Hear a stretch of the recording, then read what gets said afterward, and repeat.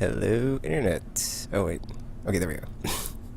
Hello, Internet. So, if you're out there listening to the Internet somewhere, we're about to get started on the podcast. Just give us a couple seconds here to get everything set up, make sure everything's working, and we will be good to go and stuff. Episode, yeah. Why don't I look it up? Because it's just like, yeah, just add 0.1. Haha, yes. Excellent. Okay, looks like that's loading. Looks like that's working. Loading. Loading. Oh, come on, Twitch. Oh yeah, it was super weird. Like, I had a bunch of Twitch videos that were, like, getting deleted, and I was like, no, but luckily I found them, like, in the nick of time to save them. But then it turned out I'd already made highlights of a bunch of them, so I didn't even need to do that, but whatever. So that was weird. Okay. So the only thing they're not doing anymore is the thing where you could click it and say save forever. I'm not, I think if you highlight it, it still saves forever. Okay. Because highlights still stay there forever, but it's like the archives do not. What it was before is like if you had a highlight and then the archive would just stay there, but now that's not the case. Okay. That is good to go. The stream is up. So we are ready to get started. Oh, I guess I'll tweet it first. Okay, where are we at on time? Pamela. We are at... Alright, okay. Ready to start Trioptical. Just give me a couple seconds here. In 3, 2... Hello, everybody out there, Internet. Welcome to Aimless Babble Z, episode 249.1. I'm Ticketmaster, joined by... Trioptical! So yeah, RPG might be joining us later. That's like the whole reason we're basically just gonna like delay episode 250 is because it's got to be like a fun, happy celebration and stuff. And it's not a happy, fun celebration if all the hosts aren't there. 'Cause seriously, what's up with that? But just so much I've been playing. Tropicals has got some PAX adventures and some news, maybe a question too. Who knows? But yeah, we'll start off with what you've been playing. Do you want to go first, Tropical? Sure. It's a pretty short week for me because most of it I spent away from home playing portables, the time throwaway games, and there was a lot of time to throw away. But well, how you phrase that?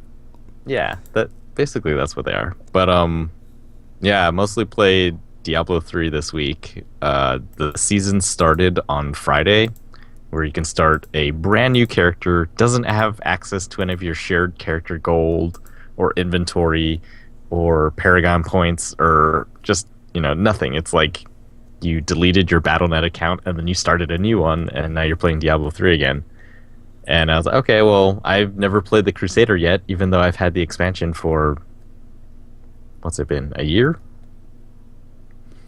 Something like that. So I started a Crusader character and started playing, and it was like, yep, it's Diablo 3, except that there's this season sort of meta game happening in the background. So I guess I have to beat Act 5, and then I can play in adventure mode, and then I can start gaining ranks in adventure mode, I think. And that is what gets me on the leaderboards. And then there's also a leaderboard for achievements, or I don't know what they're called in Diablo. Achievements, basically. And yeah, any of those that you had gotten with your other characters, none of them count. So you're back at 0. And you're trying to get as many as possible before the season ends, which I don't know when that is. And I guess there's like exclusive banners and armor styles and things that you can get for playing in the season. So we'll see if it's rewarding or not. The good news is, after the season ends, my season character becomes one of my regular characters. And if I got achievements with that character that I had never gotten before, then those get added to my real achievement pool. And anything else? Yeah, I guess, the stuff that you get in the season does roll over into your regular characters. So it's not completely time that will just disappear when the season resets again. But I don't know. I've never actually been to level 70. This will be the first time. Maybe. The console version, I played Wow, it's sort of sad. Like last time I was the most powerful I've ever been, and I was just mowing through the monsters, and then I got one act later, and then I was like, oh man, now I'm having a lot of trouble, and it was very difficult, and I was dying a lot, and I released lots of nemesis on people on my friends list. So if anyone has seen any of those, you're welcome. It's kind of fun. You're welcome. Yes, I died a lot. It's like, I started yeah, having it's like this. you're welcome, and if it killed you, it was an accident. I didn't mean to. Yeah, I didn't do it on purpose. I forget what I was gonna say, but it's still really good. I still prefer the console one. I think it's because when I play Diablo on any of my computers, they get really, really loud. It's like really taxing for my hardware. Yeah, it's like the fan just kicks So on. it's scary. Yeah. It's like, oh, my PS4. I mean, everyone says like, yeah, the PS4 isn't the top of the line hardware as far as all the computer hardware that exists out there, but it is still better than my computer hardware. It makes my computer hardware, which should be not bad, it makes them feel weak. It feels like the PS4 does things effortlessly, and my laptop and my desktop, they can do it, but it feels like they're really working at it. It's like the lack of sound made when running this on PS4 just shows how Yeah. how not easy it is for my PCs to do this. Basically. It's like if this was a weightlifting competition, my PS4 has all the muscles, or at least way more muscles than my gaming PC and laptop, Yes, exactly. and it would therefore win in a fight, or at least in an unarmed fight. Yeah. And then, yeah, I guess briefly, the PAX thing I played a lot was Street Pass. It is Street Pass. Like, if you really want to play Street Pass at a convention, it is a full-time thing, because every few minutes, Cool. if you haven't played Street Pass, like you can only Street Pass 10 people at a time, and then it's full, and then you have to clear it in order to Street Pass any more people. And yeah, basically every 2 or 3 minutes, you will run into another 10 people who have 3DSs on them. And there are whole rooms filled with people that just were sitting there with the 3DSs. And it's just like, this is crazy. I got something like 160 Street Passes Wow. in the time that I was waiting in lines. So we'll get to PAX later. It was interesting. Tekken, what have you been playing? All right, so I will start off with handhelds again. Doki Doki Universe, that game. Wow, just keeps getting better all the time. And it's cool what happened this time, because I finished all the surveys that were open to me, and I just started going to like the plans and helping people. And then I slowly noticed that like the thing was I did all the surveys first, so I like hadn't been to the planets. And you start exploring, and then your alien buddy Jeff is all like, oh dude, here on this planet you'll learn such and such lessons. So it's like, not only is the game like making you feel empathy for like I mean, it does do like it helps you like feel empathy for the characters, but like when you're filling out the surveys of like, oh well, you know, if I was in this situation I would do this, or blah blah blah blah, like how I think and blah blah blah. But then you go to like these planets and there's people having problems. Well, I guess this is the first time, but like, you know, you're helping all these people with their problems, and it's like not only are you helping people, but there's like lessons behind the reasons that you're helping people. It's like, oh, it's so good. It's just like, you know, one of those awesome shows like Quantum Leap, where it's like every episode's a new planet, and I'm helping people with their problems. Yeah, well, that's not how that show goes, but you know, new episode, new stuff to go down, and problems to solve, and it's great. It's great. It's a great fun ride, and I'm thoroughly enjoying it. And I love this game. Love this game a lot. Besides that, what else? Oh, actually, there was something I did where like you connect to your. It's weird. It's like you can connect to Facebook and like do something with your friends or something. But I was like, oh, I don't know. Or like I don't know. It's like some weird thing. But then you can also like go to your friends' planets or something. But I haven't tried that out yet. I was like, I'll wait and later. But you can like browse through like whatever your friends robot skin they're using. So I saw some of my friends playing, or not them playing, but I guess the state of their game is like whenever they were last connected to the internet while playing. So that was interesting. And I got some more skins and flying across the universe, mountable animals, but I haven't changed it from the flying pigs. That's just too classic.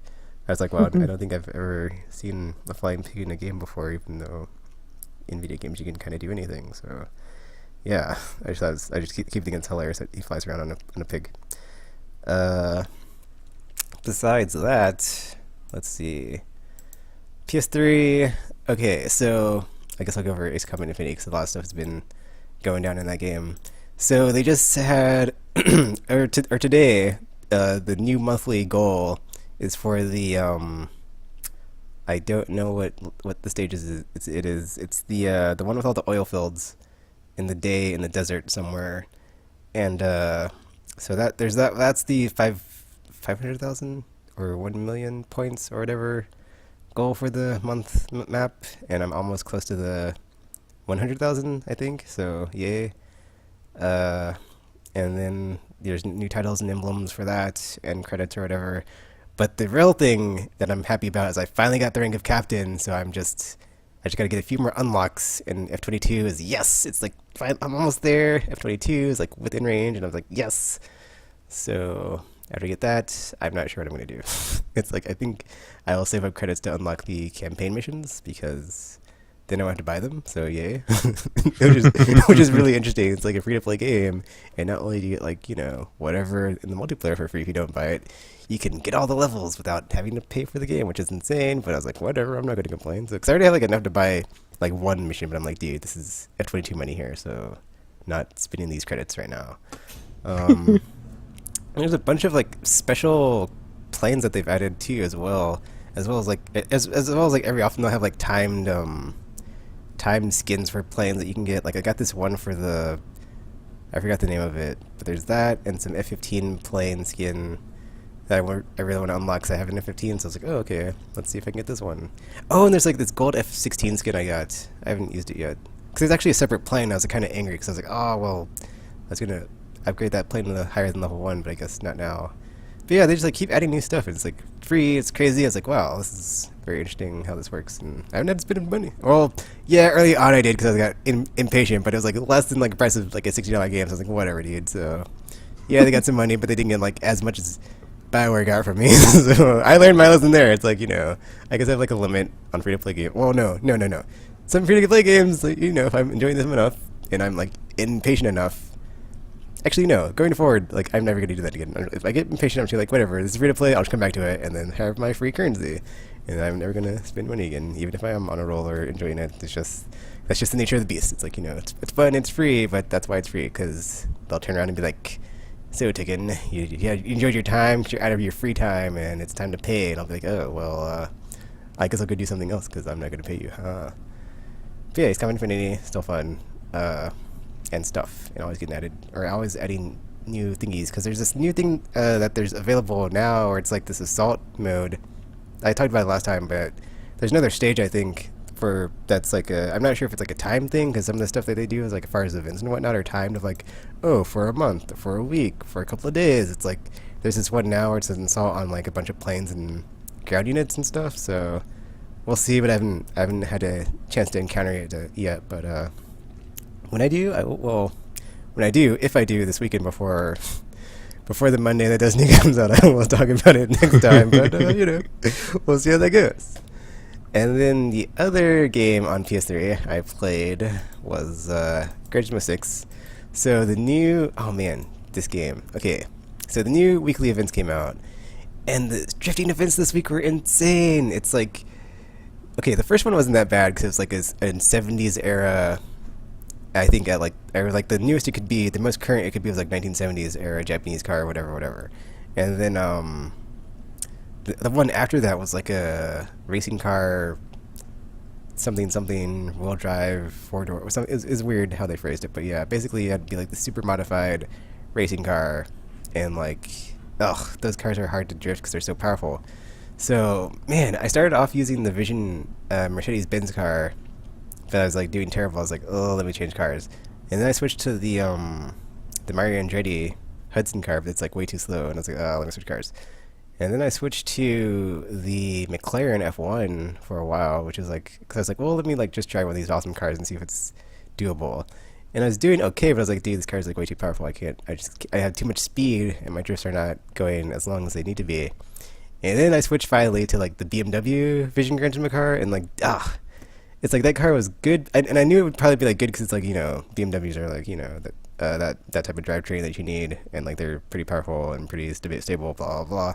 I was like, okay, it's pretty good across the board, and like, you know, not too crazy as far as like the horsepower in it. And I sat there for like, it was at least an hour on that drift event, and I was like, dude, I could be playing other games right now. Why am I playing this game? And I was like, I must do it. I was like, one time my brain was like, dude, we're not gonna get it done. But then I was like, slowly but surely, I was like, you know, getting better and better at the course, and like I was like, okay, maybe it's possible. Let's do it. And then like I got to the part where I was like, okay, I can see if I get enough points here, and I can do this here. It's like, it's really weird. Like when I'm drifting in that game, it's like, you know, because since it's like a weekly or every other weekly thing for the drift events, I don't keep my skill and my brain muscle memory just like deteriorates until I pick it up again.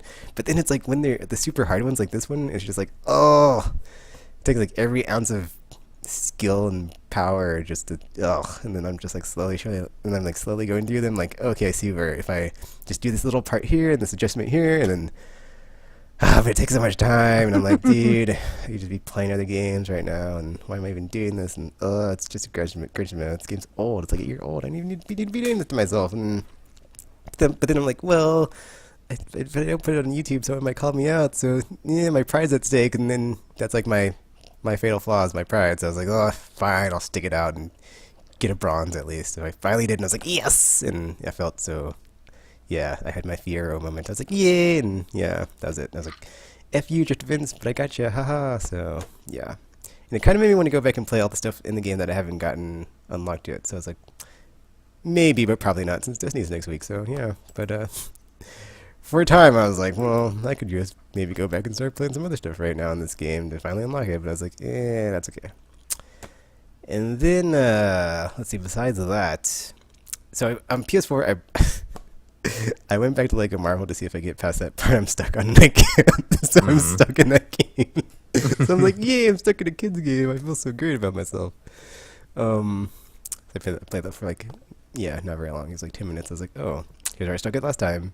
I'm still stuck here, and I have no idea what to do. And because it says I have to like deflect a laser, and I'm like, there's no laser coming at me. And like if I walk into the laser thing, it's nothing happening, and Captain America just stands there and nothing happens. So it's like, oh, whatever, dude. It's like I'll just look up online or something and get past this because it's so annoying, and the game is so fun when you're actually being able to play it. And then the last thing I was playing was Strider. Lots and lots of Strider. So I started initially what I did was I started a playthrough of on normal difficulty, and I was just going to get all the items. But I was like, well, if I just play through it really fast, I can restart that playthrough on the hard difficulty, and I'll probably need all the items anyway, so I can kill two birds with one stone. So I ended up playing the normal difficulty for the second time through, and I beat it in like 2.5 hours or something. So I was like, yes, got the trophy, and I was recording it the whole time. So I was like, yeah, I got the stream. So I could just export that to my YouTube too, and then but yeah, man, Strider, really good. I hope this isn't like it's Capcom, so I'm kind of worried that, you know, if it doesn't do good enough, they're like, oh, well, we're not going to have another Strider for another 20 years, just like last time, so. We'll see. We'll see what happens. I really did enjoy it, though. And no more Marvel no Marvel vs. Capcom for a while, so maybe if they, you know, don't have their Capcom All-Stars game, to just have their characters and not have to worry about licensing stuff from Marvel. Who knows when we're going to see another Strider game again. But yeah, like I said last time, really awesome game, really fun, really enjoyed it. Just so good and fun and stuff. And I believe that is all I've been Oh, wait, there's one more thing I did play. Because every time my friend's over here, my best friend comes over and like we hang out on Tuesdays. And I played Transformers Fall of Cybertron, because I showed it to him. So I've been playing that on Steam. Still really good. And okay. Actually, I'm gonna change the screen thingy on here because I'm kind of rambling. But I completely forgot to mention that week after I talked about, you know, how I failed on my hard drive to like put it in on PS4. So I got that fixed. and then I fixed it. I didn't talk about that on the podcast, but yeah, it is 2 terabytes now. So yeah, and then also I ended up doing all the stuff to get ready for Destiny. So I got a new terabyte or new terabyte. Oh, sorry, getting excited for Destiny. New hard drive, new controller, and then I got a TV because Trioptical recommended me one. I was like, yes, Trioptical, yes. And then it was cheap, and I was like, yes. And then I got it, and it was yes. And then it's cool because it's HDMI. Sorry, it has HDMI inputs. So my new video card has HDMI inputs, and then I was able to connect it to my TV and just be like, oh, and like just have like a flipping 40-inch computer screen. So it's like most of the time I'm using it for my computer screen, which is insane and just awesome. And I was like, wow, this is so cool. And so that happened, and then I've been playing Fall of Cybertron, and then yeah, it basically just gave me another, oh, I should go back and play my PC games because they're looking awesome, or they look even more awesome since that video card I have looks better than my PS3 and 360. So now I can play any of those games, and they'll look even more awesome than those games on my TV. So yay! But yeah, Fall of Cybertron is still good and really, really, really awesome. I'm to the part when they go to the Sea of Rust, which is that game, man. Just it is like the best adaptation of the franchise in video game form, like bar none. Like nothing else comes close, and just the characterizations, the dialogues, the like moment to moment just scenario, just so good, man. And like the gameplay, I mean, yeah, it could be better, it could be worse, but like it's good. It's not bad, so I'm not gonna knock it. And yeah, more licensed awesome games. If we just had no terrible licensed games, the video games would be a much awesome thing. So yeah, that's all I've been playing and stuff. So are we gonna get to your PAX Adventures Trioptical and then a question, or do you even have a question this week, or are you just gonna talk about PAX? I don't know if I have a question.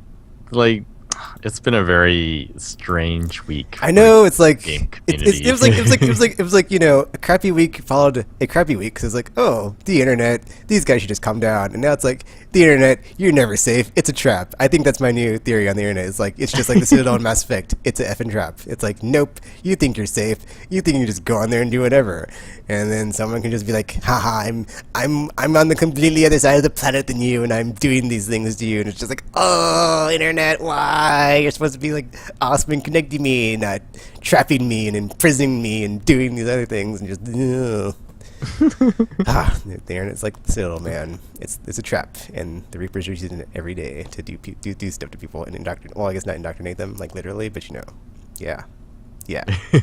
Figuratively using that as like doing bad stuff to people. They indoctrinate people every day.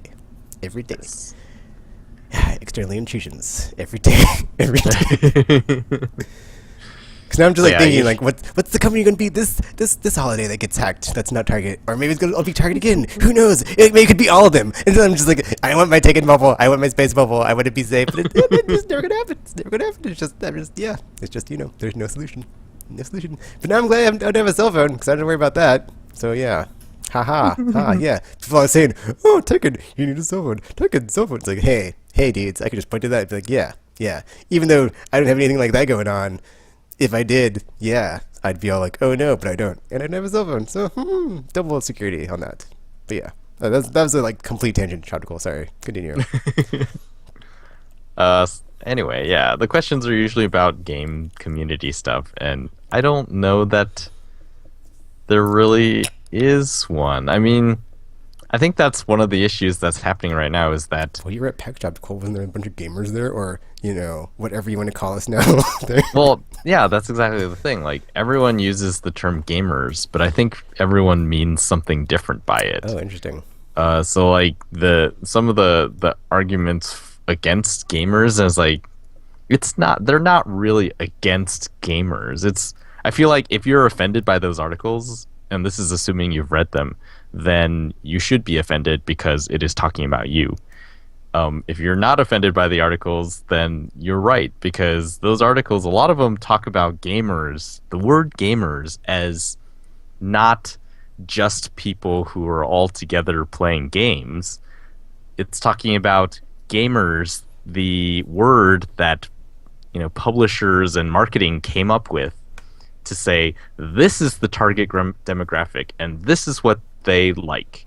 We're telling them what they like. So they like football. They like Mountain Dew and Doritos, They and like to shoot brown Middle Eastern people in the face. yeah, it's the dude bro culture, and so they created that, and then now, that's not really. So yeah, it's like the dual or possibly more meanings of gamer that is getting all crazy. The gamer multiverse. Yes, the gamer multiverse. Because at PAX, well, I guess that's another thing. Like, people are nicer in person until. Just look at reality TV. Everyone, when they meet in the beginning, they're all nice to each other, and then in the individual like cameras, it's like it's smack talk time, and then they don't smack talk until later in the season. So maybe it's something like that. But holy cow, there's a lot of people at PAX. So I met Gamer in the flesh for the first time, so that was cool. I guess we did not anticipate the sheer number of people that would be there. Because the first day, we didn't get there till Saturday, which was the second day of PAX, and we didn't get there until like noon or so.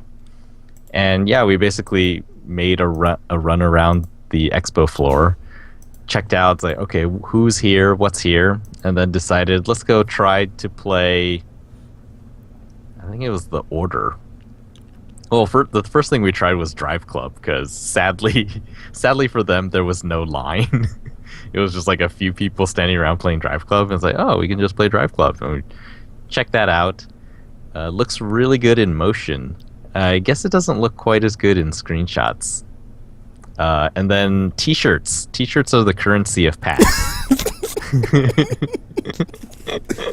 It's actually pretty clever, and I think it makes a lot of sense, because for The Order, we waited in line for, I think it was like an hour or so. And then the demo was basically that demo that everyone has seen, where they have the brief shootout, and then they have to drag the guy into the building, and then they shoot another thing, and then you have another shootout, and then it's over. 10-15 minutes. It's like a really short demo. So you're standing in line for an hour, and then you get to play this thing and say, oh, that was it. If that was just it, that would feel very empty. So I think that's why they give out T-shirts. Reason 1. So you don't feel like you walked away with nothing. Reason 1. Reason 2.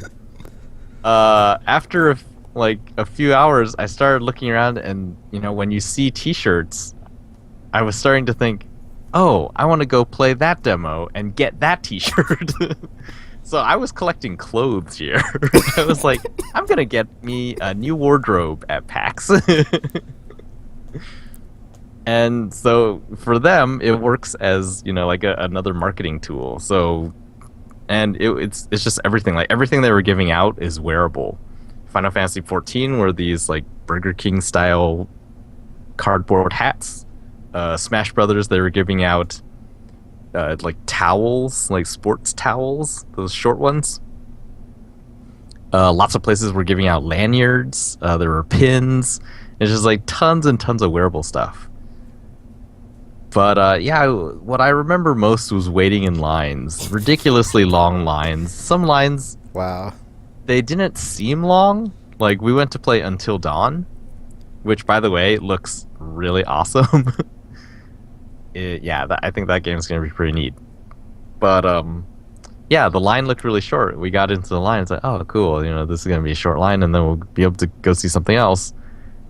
And then the line didn't move. And we stood there. It's like, how long have we been here?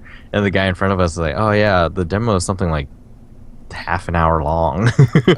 Like, oh, so this line that looks like less than 20 people is going to take us over an hour and a half, maybe. Looking back, we only tried 3 games in 6 hours on the first day. Wow, that's crazy. It was crazy. 3 so games second in 6 day, hours? That's insane. yeah, it was nuts. Like, I think I still thought it was pretty fun, but it was very sort of, conflicting thoughts because you're standing around and things like the Order is going to be out in 6 to 12 months. Drive Club, even less time than that. Until Dawn, probably 6 to 12 months. So, these games are going to be playable by everyone who cares to buy them pretty soon. And, you're at this show, you have limited time, there's lots of other things to do. And so do you wait in line because, you just want to play it now? Or do you wait until it comes out and then go do other stuff that you couldn't do anywhere else? Like, go watch the League of Legends championship or go to a panel. Yeah, things like that. But I don't know. I wasn't really interested in any of the panels. So that's what we did. We went to the expo. Day 2, we thought, we'll get there early.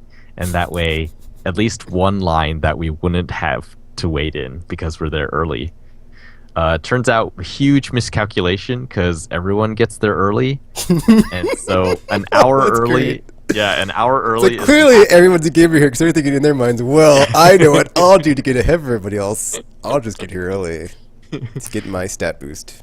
1 hour early is not early. We got there 1 hour early, and there was maybe 4,000 people in front of us. Holy crap. And yeah, so you just run in at 10. So, well, first of all, then you're like in line for an hour before you get into another line to play the game that you choose to play. But yeah, day 2, it was amazing how quickly the expo floor filled up and looked exactly the same as when we arrived the first Where did all these people come from? Yeah. They opened it and then it just immediately returned to the state that it was in. I was like, well, that's crazy. And so we checked out Oculus Rift, which the DK, like DevKit 2, is a lot better. But it's not like perfect yet. Like you can still see, people called it the screen door effect because there weren't enough pixels on DK1. And so you could sort of see all the lines where there was no light. And DK2 has higher resolution, so the lines are thinner, but they're still there. I checked out Eve Valkyrie, the space like fighter pilot VR game. That was really cool. I did really well, although thinking back, I'm wondering if the other team and my teammate weren't doing well because they just wanted the demo to last forever. I'm pretty sure it was timed, but they didn't, like, the other team didn't get any kills, and I got a whole bunch of kills, and then it was like, oh, it's over. I was like, well, that was quick. I mean, it was really awesome. It was really cool. I was not expecting how cool it would be. But, yeah, it was it was like 2 minutes. Like, well, we waited an hour to play this 2-minute demo. Gamer played Lucky... what's it called? I think it stars a fox. It looks a lot like, sort of like Mario 64, that type of game, but in VR. So you're the little guy flying around on the cloud, and you look around instead of using the right stick to rotate the camera and stuff. He said it was interesting and weird. Man, did we check out anything else big? Well, so day 2 at some point, I don't remember when exactly, but we decided that, you know what, this is sort of insane. Let's just go look at indie games and like go to Indie Mega Booth, because chances are there's less people there and we'll be able to just play stuff and move on.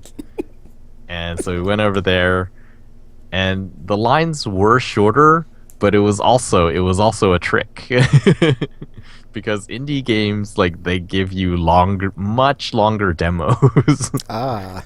So Super Meat Boy, I watched a guy, they announced a new one, Super Meat Boy Forever, and there was one guy in front of us, and he played for maybe 15, 20 minutes. I was like, oh man, we're here for a long time. And then the craziest one, I was standing in line for something called Distance. It's sort of reminiscent of arcade racers. Like it had that feel of old arcade style racers. And I was like, oh, this is really cool. And I was standing there, and the guy asked me, he's like, "Oh, do you want to play?" I was like, "Yeah, I want to play." And he's like, "Okay, well, I'll let you. Or do you want to play on the arcade cabinet, or do you not care?" And I was like, "Yeah, I don't care." So he's like, "Okay, I'll let you know when one opens up." And then he did not do that. So in the end, like another person came and she seemed to know what was going on more, and she was like, "Okay, so do you want to use the arcade cabinet?" It's like, "Yeah, okay, I'll wait for that one." And so I stood there, and Gamer just went and played like a controller one on a screen. And then, like an hour later, Gamer was done, and I was still waiting for the same two people in front of me. And he was like, "I'm just gonna go wander around." I was like, "Okay." And then I don't know what happened. Like they told they told us that, "Oh, the demo's kind of long because you get to play 4 levels." I was like, "Okay." So I was watching the guy on the arcade cabinet. I was like, "Oh, he's doing really well." And then I would look away and look at the people playing on the PCs, and I saw all 4 levels on those PCs. And then I turned back, and the guy playing on the arcade cabinet is still in like I don't know how he was like doing so well and yet going so slow. And I was like, this is a racing game. Um yeah. And then like the next guy, so the first guy finished and the second guy got on and he was like really bad at it. So he was just crashing a lot and just progress through the levels was really, really slow. And finally like he got through the half of the third level and just quit and left. And all that took another hour. So I was in line. I was in a 3-person line for 2 hours. Wow. And then I only got to play like half of the third level and the fourth level, and then it ended, and then I was like, oh, I guess I have to go. I was just like, that was crazy. I've been here so long. It was ridiculous. Let's see. So there wasn't much game stuff. Oh, the first night I went to an IGN meet and greet, and that was interesting because people are different sizes than you think they are on the internet. I mean, it seems obvious, but it wasn't. It was just like Greg Miller is much taller in person than he appears to be around his contemporaries or like his coworkers. Like, huh, that's very interesting. But anyway, yeah. So we decided, okay, we're gonna learn from our mistake. We have to go even earlier on Monday. And we got there at, I think it was like 8 something. So almost 2 hours before. And yeah, we were further in the line, but it was still like 1,000 people in front of us. Moral of the story: it doesn't matter how early you are when there's thousands of people in line.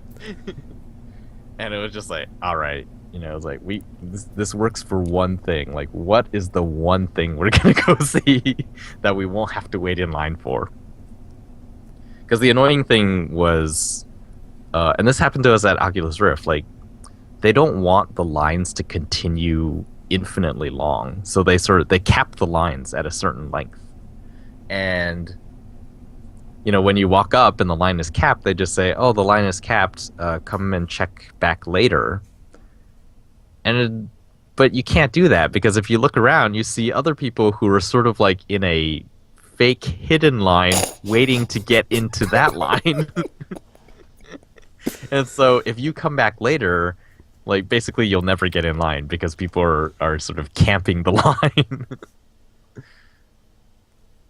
And in fact, like at the Oculus booth, one time, so the line was capped at a certain length, and then the guy decided to shorten it, and so he moved like to another position, and so we could have gotten in line, but then he moved the cap. It was like, oh, what the heck?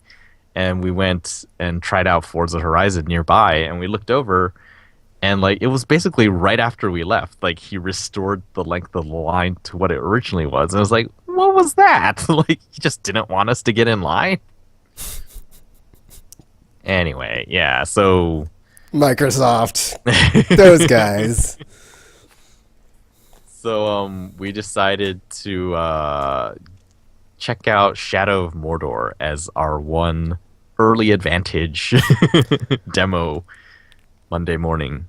Because what was we went back and forth. We were sort of thinking, oh, if it's coming out really soon, then there's really no point in playing it here because it's me and Gamer. We're gonna buy them anyway.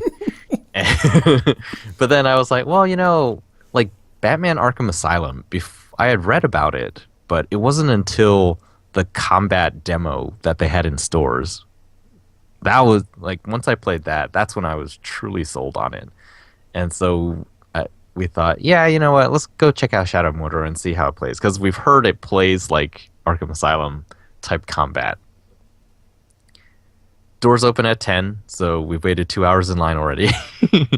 Rush over there, and we are just like barely in the line. Like the line got capped behind me. It was like, great. And that line it also took around an hour because they had lots of demo stations, like 10 demo stations, but the demo itself was 25 minutes long.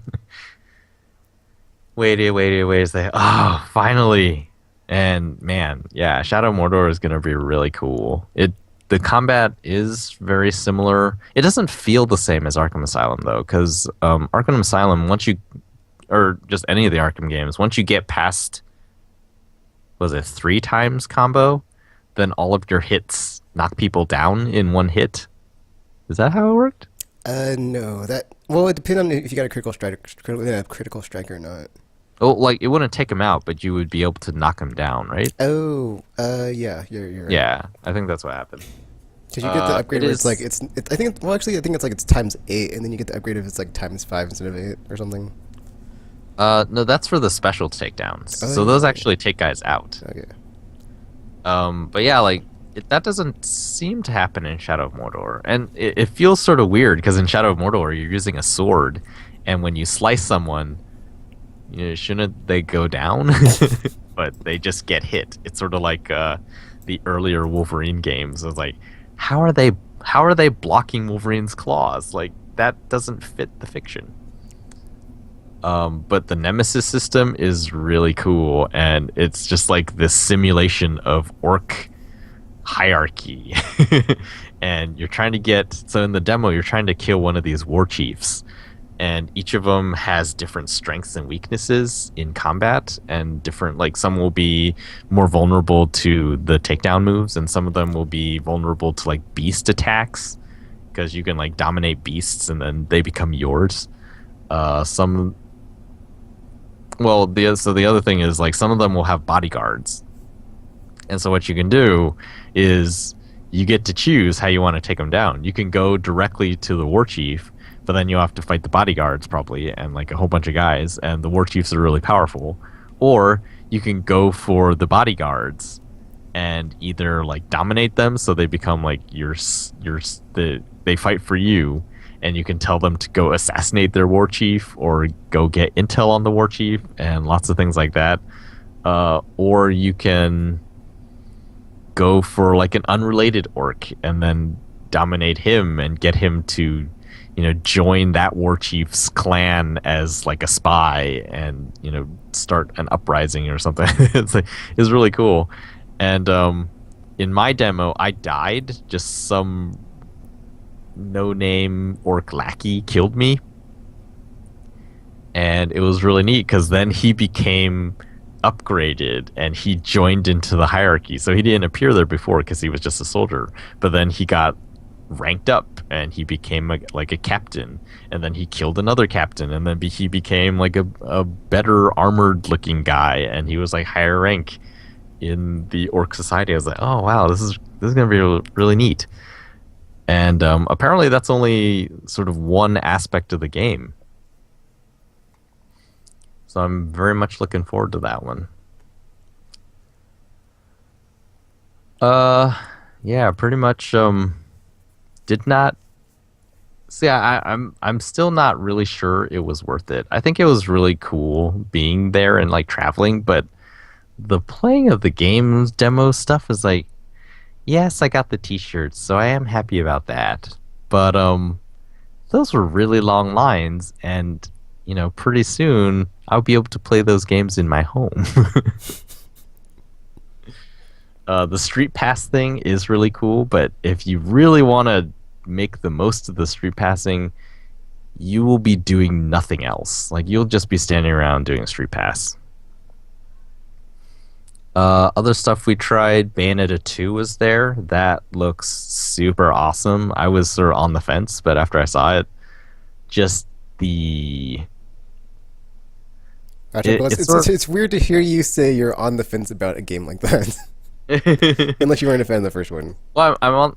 I guess I haven't really played the first one. Is the thing. I have it, but I have lots of games. You know how it is. But yeah, it looks That's really like cool. one of the, like, marquee, oh, we have this on Wii U and nowhere else games. Chuck was just like, yeah, I was on the fence. I don't know. Well, I mean, I was on the fence with Wii U, so Bayonetta 2 clearly was not. Yes, I must get a console to play that. But now you have the console that it plays on Tropical, so, Yeah, you should be happy and be like, oh man, Bayonetta. yeah, it's One really and good. two in one bundle. It looks really good. It's just the spectacle is insane and so fun. Speaking Check. of, just like random question, were there like a lot of like long lines across the board, or was like there like not a lot of Wii U lines or like not long lines of Wii U stuff compared to other stuff? So I think there were only two AAA games that had pretty short lines, and that we experienced. Smash Brothers on 3DS, because they can bring hundreds of 3DSs, I guess, if they wanted to. So there were lots of demo stations set up, so those were really quick. The Nintendo Wii lines, or Wii U lines, those were actually really long because unlike a lot of the other demo stations, Nintendo had a person standing next to each one to tell you, what you should look at and how to play it and all this stuff. And so it was sort of like how you would imagine E3 is like.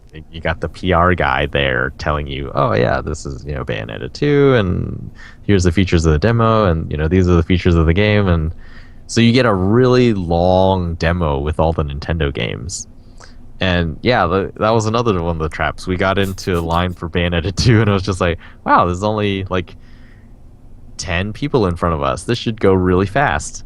And I think in the first hour that we were there, more people left the line because they didn't want to wait anymore than people had left the line after playing the demo. Wow. So we saw 2 people finish the demo and leave, but we saw like 5 people leave because they were tired of waiting in line. And it's like, yeah, we've made more progress because other people were not as patient as we were. And now that we've been here an hour, it would feel crazy to just leave and not play the demo. Captain Toad, I think, yeah, Captain Toad was the other game that didn't have a really long line, and it wasn't like a fake short line. Because the little glimpses at the I guess just the way the game is structured, it's just small levels. So the demos went pretty quick for Captain Toad. That game looks fun too. I'm looking forward to that. Some stuff we didn't get to try that was there, but wanted to. Bloodborne looks really awesome. Evolve had just the perpetual infa line. It was just insane.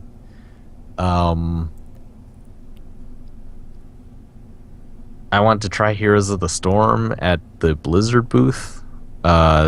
Evil Within we heard was bad, and there was a really long line. I was just like, well, no reason to waste our time doing that then.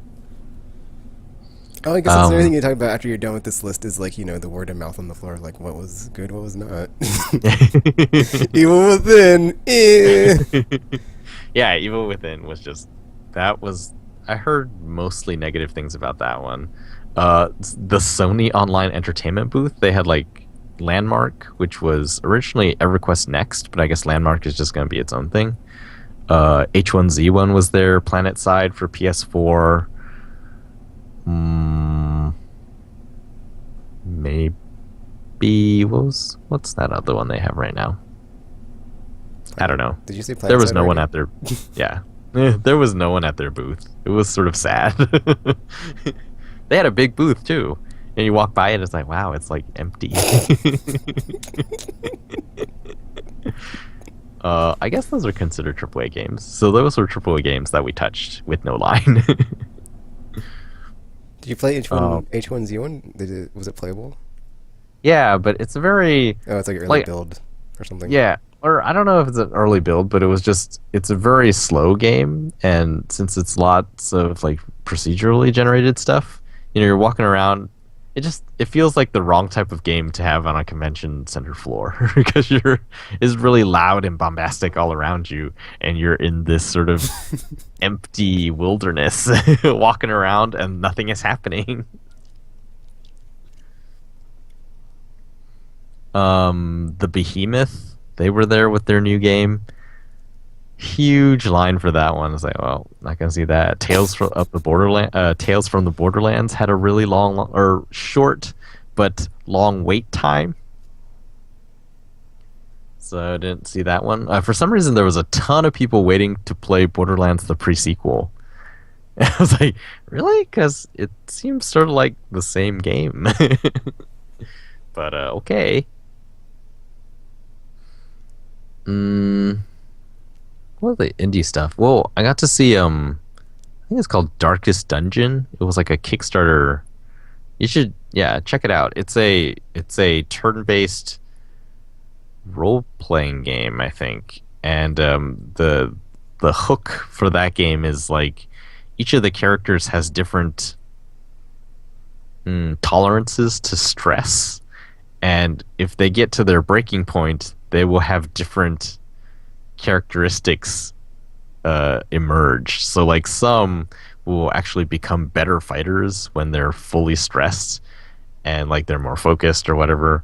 But others will get weird traits like is it sadist or masochist? Like they'll try to get themselves hurt, and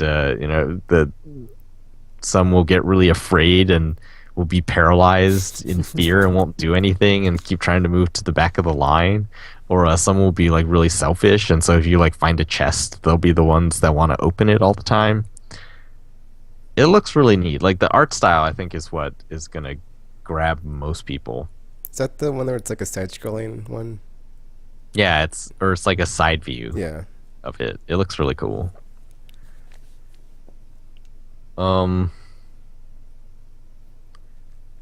was a weird game. I don't know what his name was because their banner for the game, they had cut a hole out of it and then put a sign next to it that said, "Can we get a patch for this?"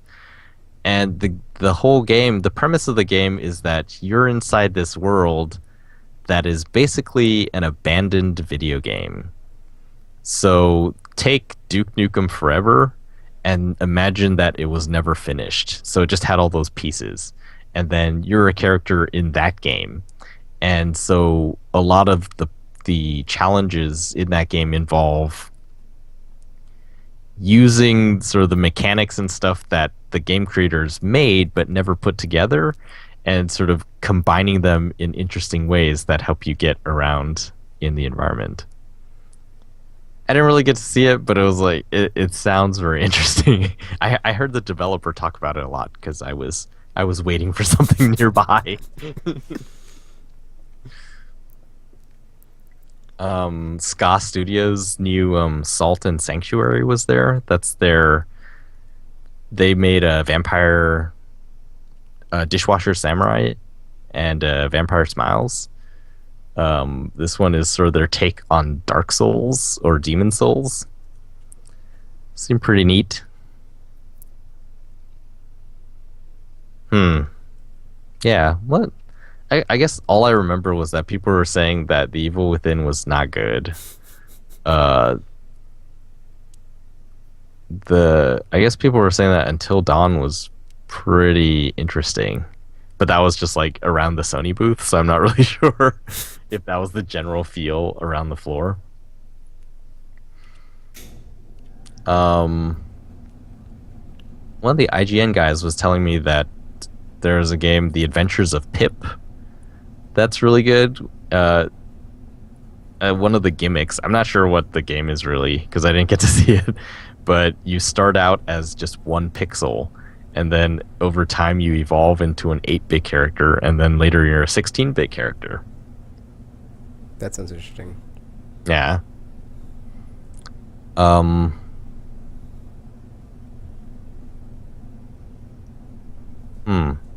I guess Evil Within was the only thing that I heard that was like, no. People are very disappointed. The other ones, it was just like looking, it's like there was Elder Scrolls Online setup, and not really anyone was playing that. Bethesda was also demoing Battle Cry, which is their, I guess, MOBA, but more like, what was that? Super Monday Combat? Super Monday Night Combat. Yeah, that one. It's like that style, except with melee weapons. And they had a really stylish trailer, but the game does not remind me of the trailer at all. It's much more... It feels much more comedic than the trailer portrayed. The trailer seemed like, oh, it's this epic struggle between these two teams, and then the actual game is just like, running around and slashing, and oh, there's blood flying everywhere, and yeah, it was... Not many people playing Bethesda stuff. Gamer just put in the chat, man, we missed a lot of stuff. Yeah, we missed a lot of stuff. But yeah, it was pretty fun. Adventure. I'm not sure, like, I guess in the future I would prefer to be exhibiting.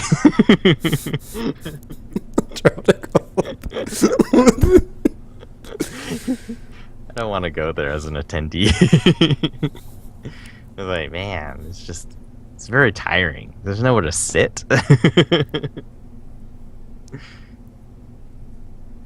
Or what? So I watched a pro League of Legends game, and it was, you know how I was talking about the Dota 2 thing on ESPN and how it was just very hard to follow? Yeah. League of Legends actually has instant replays. It was really cool. The production value of League of Legends tournaments is pretty great. It's like, wow, there's instant replays. They have like all these different picture-in-picture things. I wanted to go to the championship finals on the last day, but I got sort of antsy. It's like, oh man, am I gonna miss my flight? Is there gonna be a ton of people at the airport? None of that was true, and yeah. But still, I left earlier than I probably had to.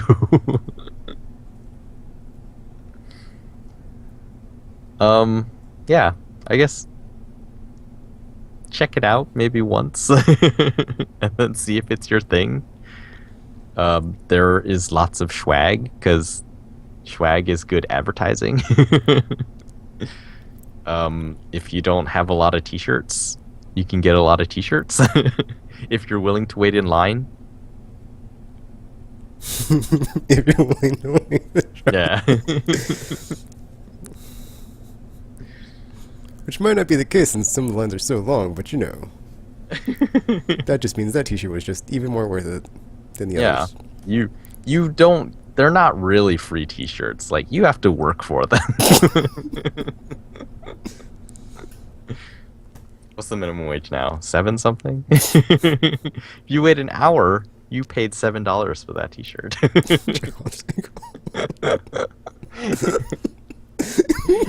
don't think I've ever heard anyone use, like, what is the minimum wage word to, like, quantify how much an hour of time waiting was worth. It's opportunity cost.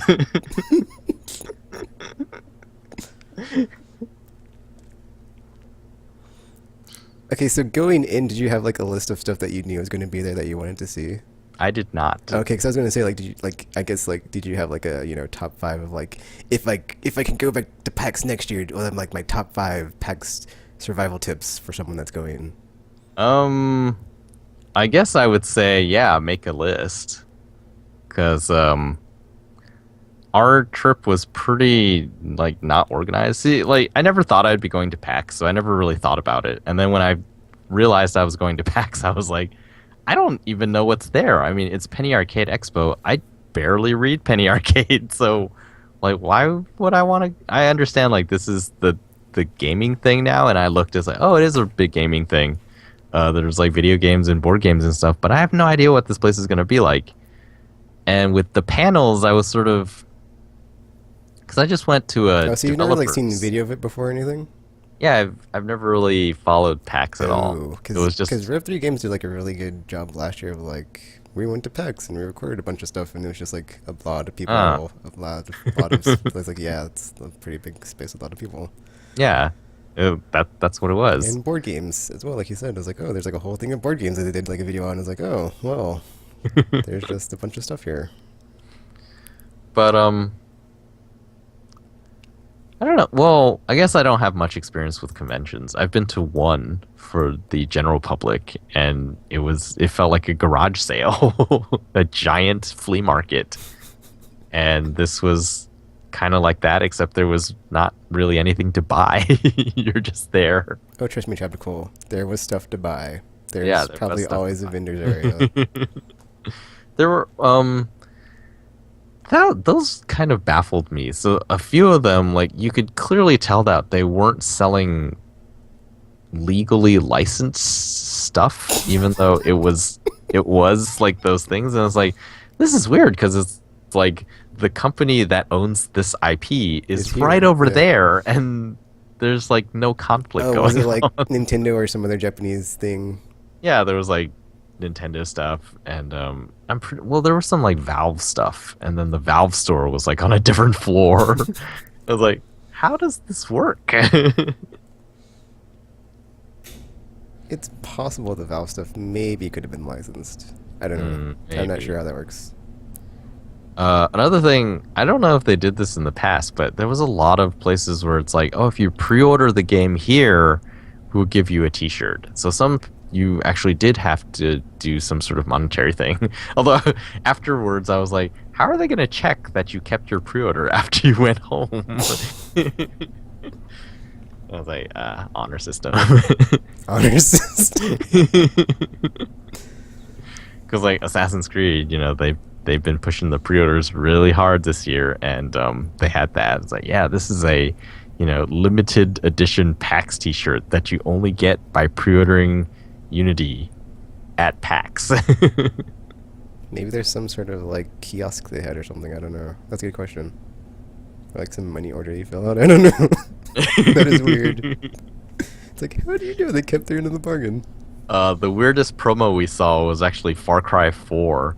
They had people signing waivers to get into the Octagon, and What? they were like dressed up as animals, like I saw a full video of this. body I animals. saw part of a video of this. I was like, wait, what is Yeah, this? and they're like supposed to throw each other out of I did the not know this was circle in the ring, and it was just like,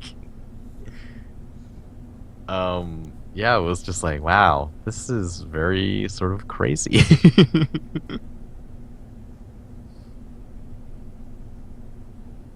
But yeah, I guess I would say make a list. Know what you're going for. It may not be worth it to try to play a lot of stuff because you're just gonna wait in a lot of lines. So, well, what I did was like I used all of the line waiting time basically to do street pass stuff. So it's like every time we got in line, it's like, well, time to clear the street pass. And so yeah, I guess that's one way to use your time. Tropical, if you're not going there for the games, what are you going there for? Oh. Guess you could go there for panels, or you could go there for.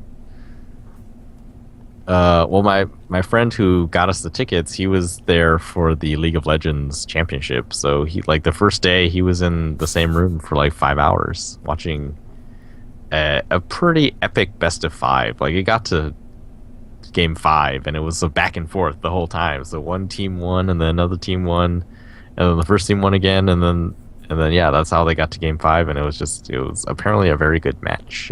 So he was very excited. And then yeah, on the last day he was there for the finals, and it was a huge crowd. It was actually very cool to see. I think I may have spent more time doing that if I had known, say, or if I knew anything about League of Legends. I was gonna say, like, as far as panels though, sometimes they're like put up on YouTube or somewhere else on the internet. Because Mm. there's been times I've listened to panels that were at PAX of like different podcasts I listen to, and they're like, "Oh, we're gonna put this out this week because that's when we're at."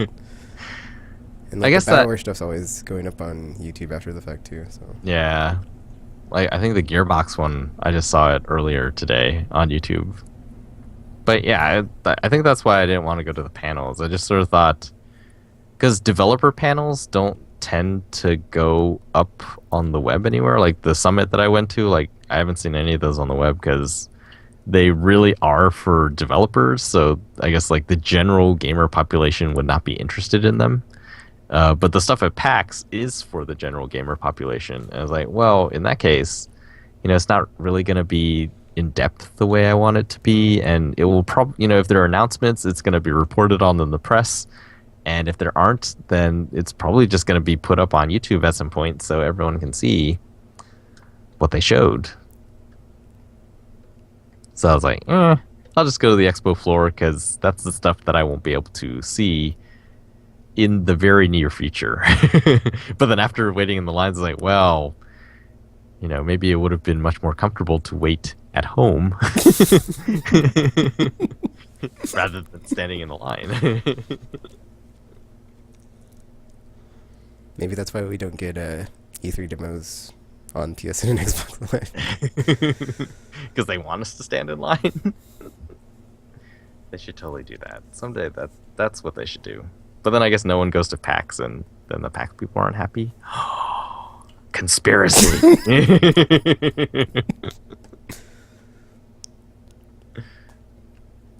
It's like, we can't have a demo of the game if you can already play the demo. Not here. Oh.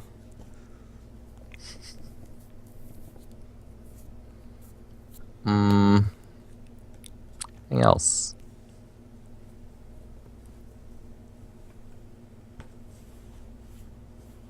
Yeah, I can't think of anything else. So essentially just make a list.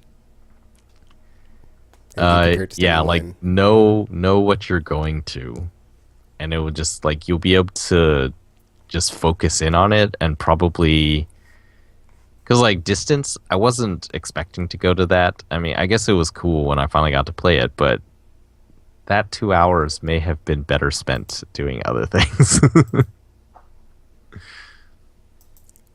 Like, yeah, you say it like that, and it's like, yeah, I can't argue Trioptical. 2 hours in line, definitely. It's that was better a doing other crazy things line. when you're at PAX.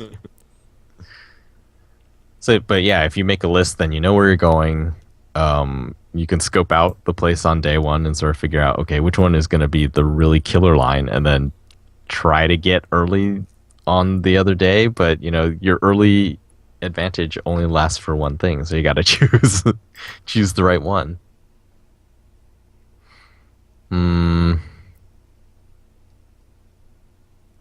They now have hand sanitizer basically everywhere.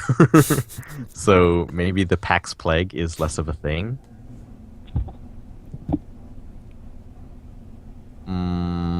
Oh, I guess we saw people they brought these little stools. They're like little benches to sit on while in line. Those seem nice. So get yourself one of those. Wait. A bench seems very large, Tropical. Was it like a fold-out? It was just like, yeah, it's like a fold-out one like you would see at like a sporting event. Okay, so it's like a lawn chair in bench form? Well, it was really tiny. It was like a stool. Okay, you Like a said it little was like a stool. bench, and like when you say that, my mental image is like, wait a minute. Okay, how is not a that bench. portable? That's like 3 people would sit Yeah. together on it. No, it was like a personal stool that folds out, and then you could just sit on it. And I saw a few people sitting on them while waiting in line and say, oh, that might have been nice. And then, yeah, bring your handhelds. Because, if you're planning on just like looking at your phone or like browsing the internet on your phone, you can't because the cell reception is terrible because you're surrounded by thousands of people who are also trying to get cell reception. Oh, I tried to add a question, but I completely forgot what I was going to say. You said that. Oh, did you see any like really awesome cosplay? Because Gamer saw one, he's like, I saw an awesome Tomb Raider cosplay by a dude, or not awesome. He's like, oh yeah, there's this shirtless Lara Yeah. Croft. That's a dude. That's the one that I was about to talk about. I'm pretty sure it was a statement of some sort. It's supposed to be equal opportunity objectification, because like he he had stuffed shorts, like they were really tiny, and he was shirtless, and so like you could tell that yeah, those are Lara Croft's short shorts, but in the he was enhanced in the way that a male would be enhanced were they if Lara Croft was a male. Larry Croft. Larry Croft. I'm sorry.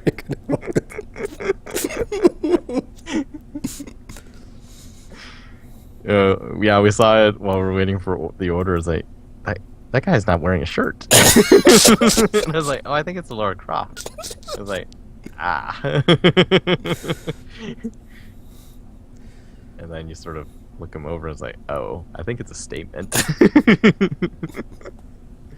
But no, we saw, actually there was a guy dressed up as, is he Johnny Cage from Mortal Kombat?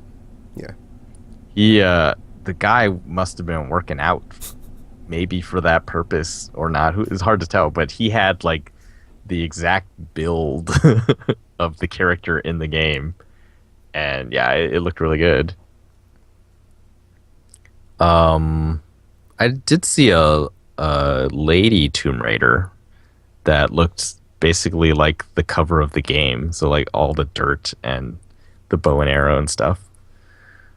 Are there any insanely good ones? There was one that kept freaking me out. It was like the Deku. Wait. Why would you even refer to her as a lady Tomb Raider? I mean, isn't she Tomb Raider like usually referred to? We were just talking about a man Tomb Raider, Larry Croft. Oh, That we saw first. I was just about to say, isn't Tomb Raider always female? Is that not a thing? So, Also, RPG Maker 5 is joining the podcast, ladies and gentlemen. Yay! oh hey. Yeah, there was. I don't know what the character is. It's like, was there a Deku mask in Majora's Mask? I haven't played Majora's Mask, so I'm not sure. Neither have I, but I think there was one though. None of us know. Well, that's what it looked like, but it was like a tall guy just wearing that, and then a regular else. like, and then just like a regular suit for the rest of it. So it was like a business Deku mask man. And the eyes glowed red. And I saw him a few times. Like, oh man, that's scary. Maybe he was from another game or something. We just don't know what it is.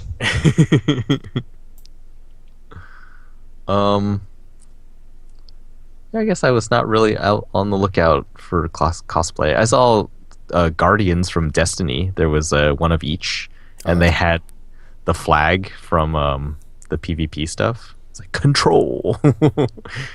Some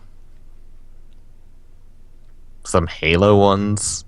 There was really cool. Like I think there were ODST soldiers out front that we saw coming back from lunch. So those look cool. So not the Spartans. Yeah, I don't think they were Spartans. They may have been Spartans. Then they're not the cool ones. I'm not really sure. There's only one cool Halo hero, and it is not him. Them. Those group. It's not a group. It's one person.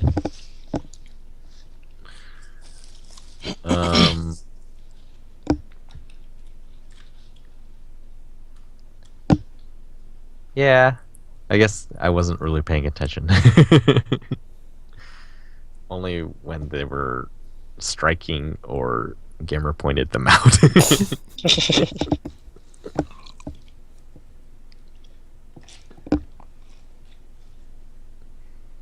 Alrighty then. Is there anything else you want to say about PAX Trioptical before we let RPG talk about what he's been playing, if he can even remember? No, it was cool. Very tiring. I'm still tired right now. Oh man, on the way back, so I drove down to Chicago to fly out because oftentimes O'Hare or it's mostly United. Like United will just cancel flights leaving O'Hare to wherever it is you need to go, and they're just like, whatever, it's canceled. Sorry, you're just stuck here. And so I decided, yeah, well, I'll just drive down to Chicago, and then that way they can't cancel my flight out of Chicago because I don't have one. Well, on the way back, like right before we were about to land in Chicago, it suddenly looked like it was snowing outside, but it was actually just rain. And because we were moving at like 300 miles an hour, it looked like snow. And like right as we were about to land, suddenly, the engines revved up again, and we took back to the skies. I was like, "What's going on?" And the pilot says, like, "Yeah, basically, it started raining, and we couldn't see the runway, so we're gonna try it again. And then if that doesn't work, then we'll have enough fuel to get to Milwaukee," which is much closer to where I live. And I was like, "You gotta be kidding me!" And I was thinking, so That's pretty hilarious, actually. yeah, it's gonna be the worst possible scenario because I'm gonna land in Milwaukee, right? And then they're gonna say, "Oh, sorry, there's no plane to Chicago, so you guys are just you're just stuck here." It's like you have to wait till tomorrow when there's a flight to Chicago. It's like, my car is in Chicago. It's like, so I'll be flying at some point, who knows, back to the place where I parked my car so that I can drive back to the place that's near where they landed. Luckily, none of that came to pass, but it was it was a tense 20 minutes as we looped around O'Hare. I was like, no. After this whole PAX adventure story, I think I do want to try to. Well, if I can get tickets before they disappear, at least go for one day next year. That'd be nice. We should do that. It's cool. I think, yeah, it was fun to hang out with Gamer. So at least that. At least that it was fun to hang out, and like it was really cool because despite all the stuff that's been happening online, it was really sort of, you could just talk to anyone there, and you knew like they were sort of, there's like a connection between everyone there. Like everyone was there for the same reason, as evidenced by the 5,000 people in front of us in line. And so, you could really strike up a conversation. But there's still people here. Yeah. Everyone else had the same idea you did. Yeah. But yeah, you could basically talk games to anyone around you, and it was so cool. Oh man, yeah. Tropical. I could just, I'm just thinking like right now, that's like all I would do all day is just like, just constantly walking in talking. I'm like, oh, so what are you playing? So, do you play Mass Effect? So, play Destiny? So, just go down the list of all my games I play. I don't know. Gamers are pretty terrible. At least that's what the media's been telling me for the past week and a half. So. It's true. Only the terrible ones. Oh, well, I mean, that's like saying only bad people are bad. Because, well, yeah. It's exactly true.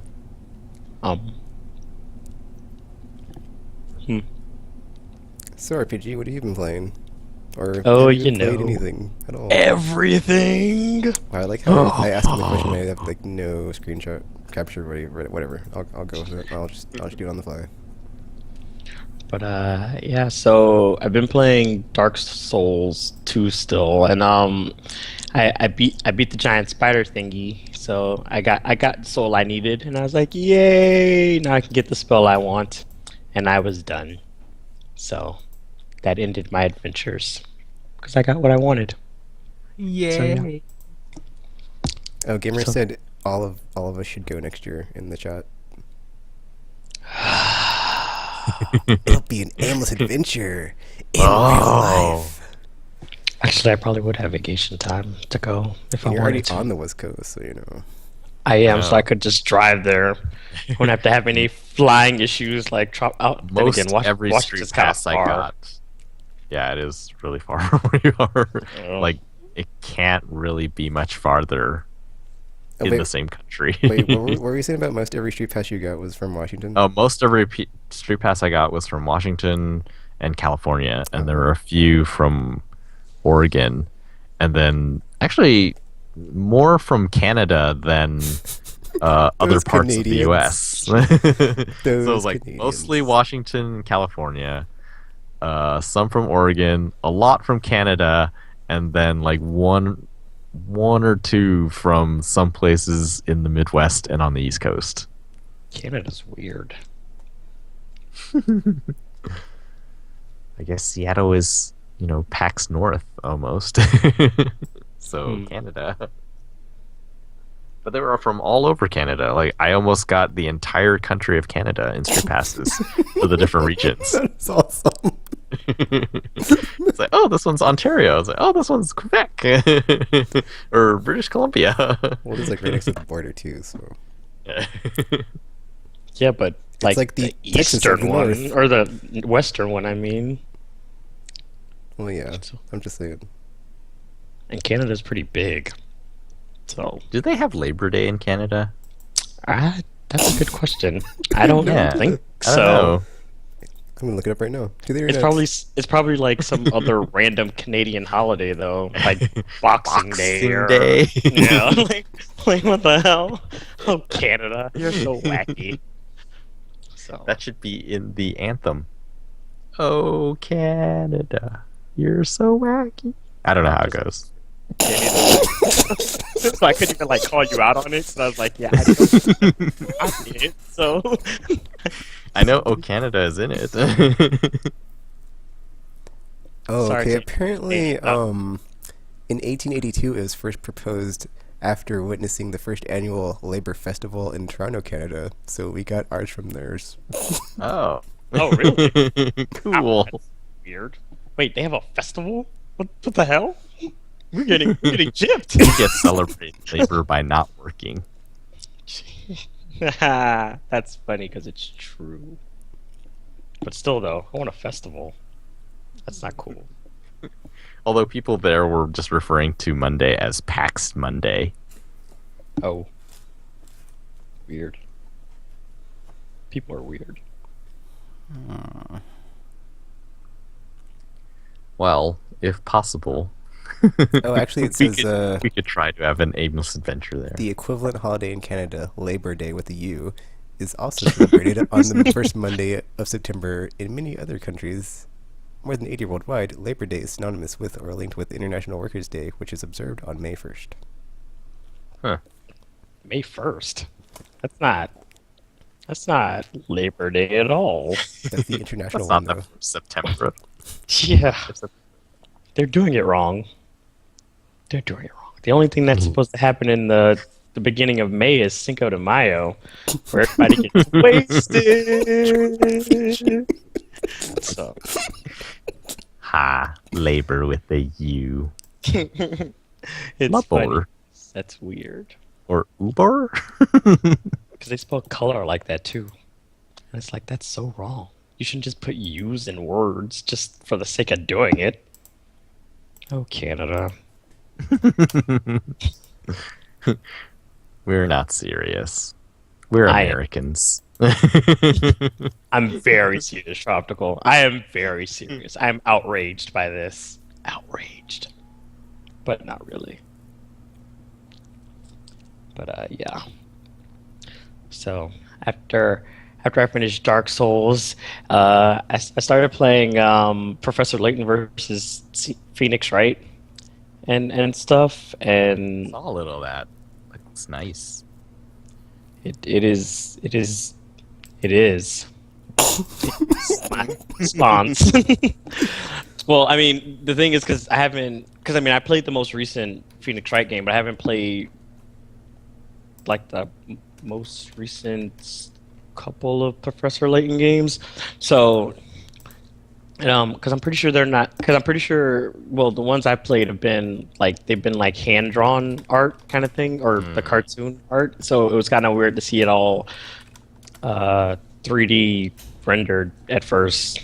because they also do that with some of their puzzles too now, so it's like more realistic-y kind of, but 3D still puzzles. cartoony, which is weird because I mean they kind of look out of place even in like the Phoenix Wright world, because I mean even though they're like more anime-ish, they're still like drawn like normal people, but like with the Professor Layton characters, they're kind of like caricatures, so it's like strange, but kind of okay considering because stranger things have happened.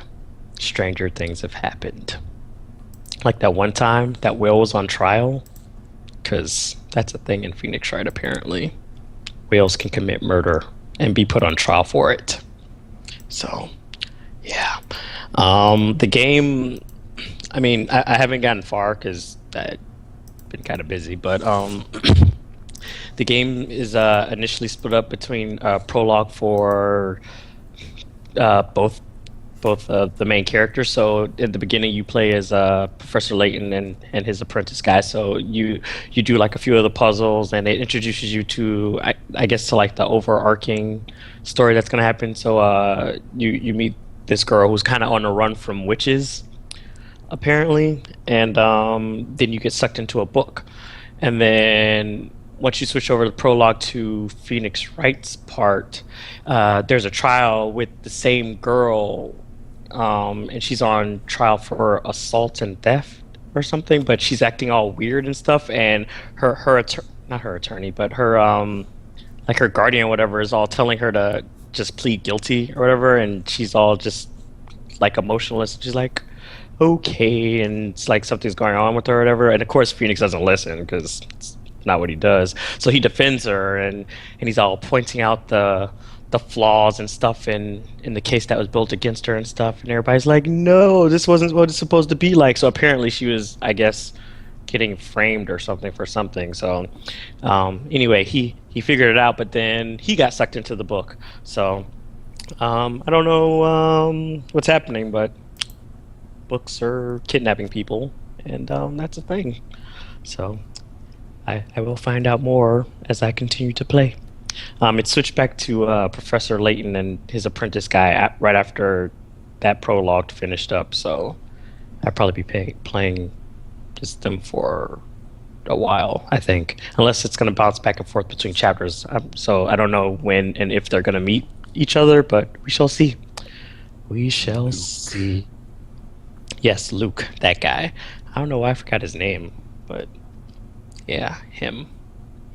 I also started playing Danganronpa 2, but I have not. I have also only gotten through the prologue for that one, so I haven't got to do anything remotely awesome yet. Because although this, it's weird though, because this one starts out. There's two characters from the previous game in this one, but they look different, and they also don't seem to react to what's going on, because they both seem like it's their first time at the whole Hope Peaks Academy, the school where all the ultimates go or whatever. So I'm not sure if that's significant or not, but yeah, it's weird. But they're there with the other new students and everything, except this time when they go to the school, they wake up on a deserted island, and they're all like, yay, except we got stuck on this deserted island by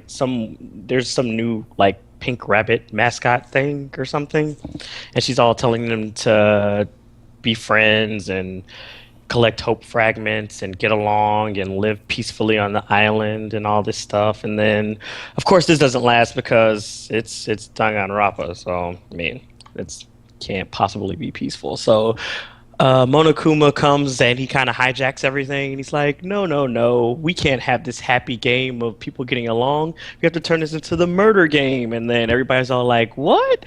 You're crazy.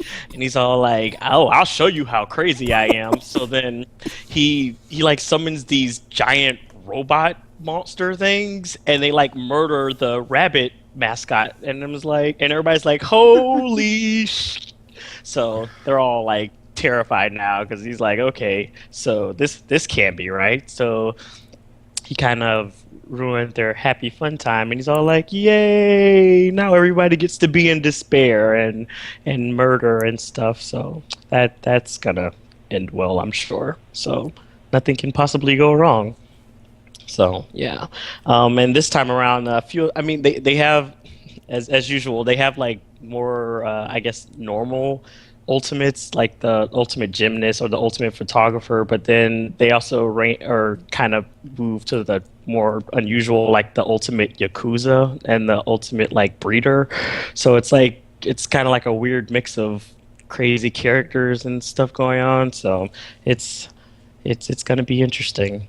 Although one of the characters is kind of asking for it. He's like the ultimate chef or the ultimate cook or whatever. He prefers to be called the ultimate chef, but they don't refer to him as that.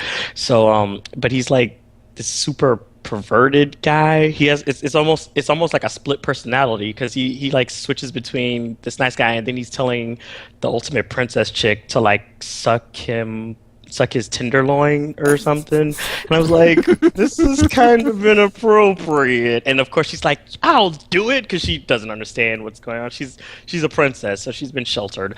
And then the other character, the other guy's like, yeah, you really should not be agreeing to these kinds of things. So it's like, yeah. So he is kind of asking to be murdered soon, and he might. And I would not be surprised. Does it feel like to you there's sort of a trend? Like suddenly these anime type styled things like to juxtapose sort of typical anime stuff with really, really disturbing stuff. It does seem to be a thing with, I mean, especially with like certain, I guess, like anime studios who tend to love to do stuff like that, where they'll have like all these kids and it's like, yay, happy times, and then it like takes a dark turn and nosedives and it's just like, what is going on? So yeah, that is. Because I'm watching a series. It's about like these assassins in the capital city. Wait, is it a Akame ga Kill or something? Yeah.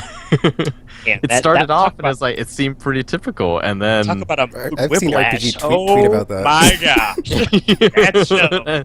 And then I was like, "Oh my gosh, what is happening here?" And then yeah, because even the first episode, it seems like it starts off like kind of like comedic, and it's like, "Oh, okay, it looked like it was gonna be." And then they get to the next half of it, and it's like, "What is happening here?" It's like this is not what I signed on for. So yeah, They do that because the same thing kind of. I mean, I've been watching the current season of Black Butler. I mean, it's not like necessarily a light show to begin with because it is relatively dark, but it's like because they do have like their comedic segments. It's kind of like, oh, okay, but then it's like it went from like haha, and then next thing it's like, oh, well, this is kind of weird until. This is just like, okay, this is just straight up creepy because like this one guy, like it turns out like after all this is one guy who has like this circus. I guess he owns some circus or whatever, and he was all excited to meet CL, who's the main character or whatever. So at first it just seems like, okay, it's just a stalker with a crush kind of thing because he's like overly excited, and I was like, okay, it's a little weird, but it's not, not off base. But then like the most recent episode, he's like, oh, I have something I really want to show you, and I was like, oh boy, here we go. So he takes him down to the basement or whatever, and he opens up the door, and then he shows off like this big arena thing, and it turns out he spent years recreating the scenario where the main character had already been like traumatized, where he was like beaten and raped and branded and everything because he was that obsessed with him. So he basically been kidnapping children just so he can recreate the scenario just for him. And I was like, well, that's normal. So when are we leaving this house now? So yeah, it's but it's kind of weird. That's weird. But yeah, unfortunately, I haven't gotten a lot of playtime with either game yet. But I'm excited, and because I mean, I really loved the first Danganronpa, so I can't wait to see what crazy stuff goes on here. So yeah, especially with some of the characters, it's like they kind of they they're kind of like all over the place with their personalities. 'Cause, I mean, you have the ones who act relatively normal, like the one character from the previous game. He seems like to be the only relatively sane one in the group, and then the other ones are kind of yeah. Because like the ultimate gamer, she like only half pays attention to anyone that's talking to her because she's always playing a game or something. But then she's like she tells people that she doesn't like to talk because she can't make sentences without planning out the entire conversation ahead of time or something. So she ends up just talking really slowly or just not paying attention at all. Or then there's the ultimate traditional dancer girl who she's like this little kid who doesn't even look like she's supposed to be in high school to begin with, but she has like this obsession with harming animals, and it's just weird. Because it's like when you first meet her, she's like on the ground going squish squish squish squish, and it's like, okay, this is weird. So then and then the guy's like, what are you doing? And she's like, oh, when you press on the ant's belly just right, they make this fun little noise. And she's like, want to join me? And he's like, no. so she just goes back. She's like, oh, okay. And then she made some comment about crap. I forgot what it was, but it was just something else but it was like about a larger animal because it had something to do with the statues or something that turned into those giant monster things. And I was just like, you need help, little girl. So much help.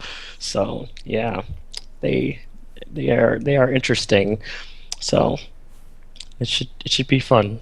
But although since most of them are quite a few of them are kind of a-holes, you might be okay with watching them get killed. So there is that too.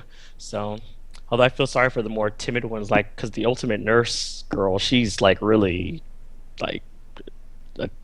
really like shy and everything. She's all panicky and everything. And they started talking to her, and she's like, "Oh my God, I've never had friends before. Don't talk to me. I'm terrible." So I was like, okay.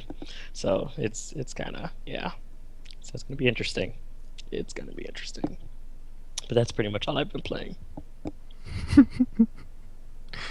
Oh, I guess while we were mentioning stuff that we're watching, Heavenly Sword movie, so bad. Oh no! They're very. I don't think the good.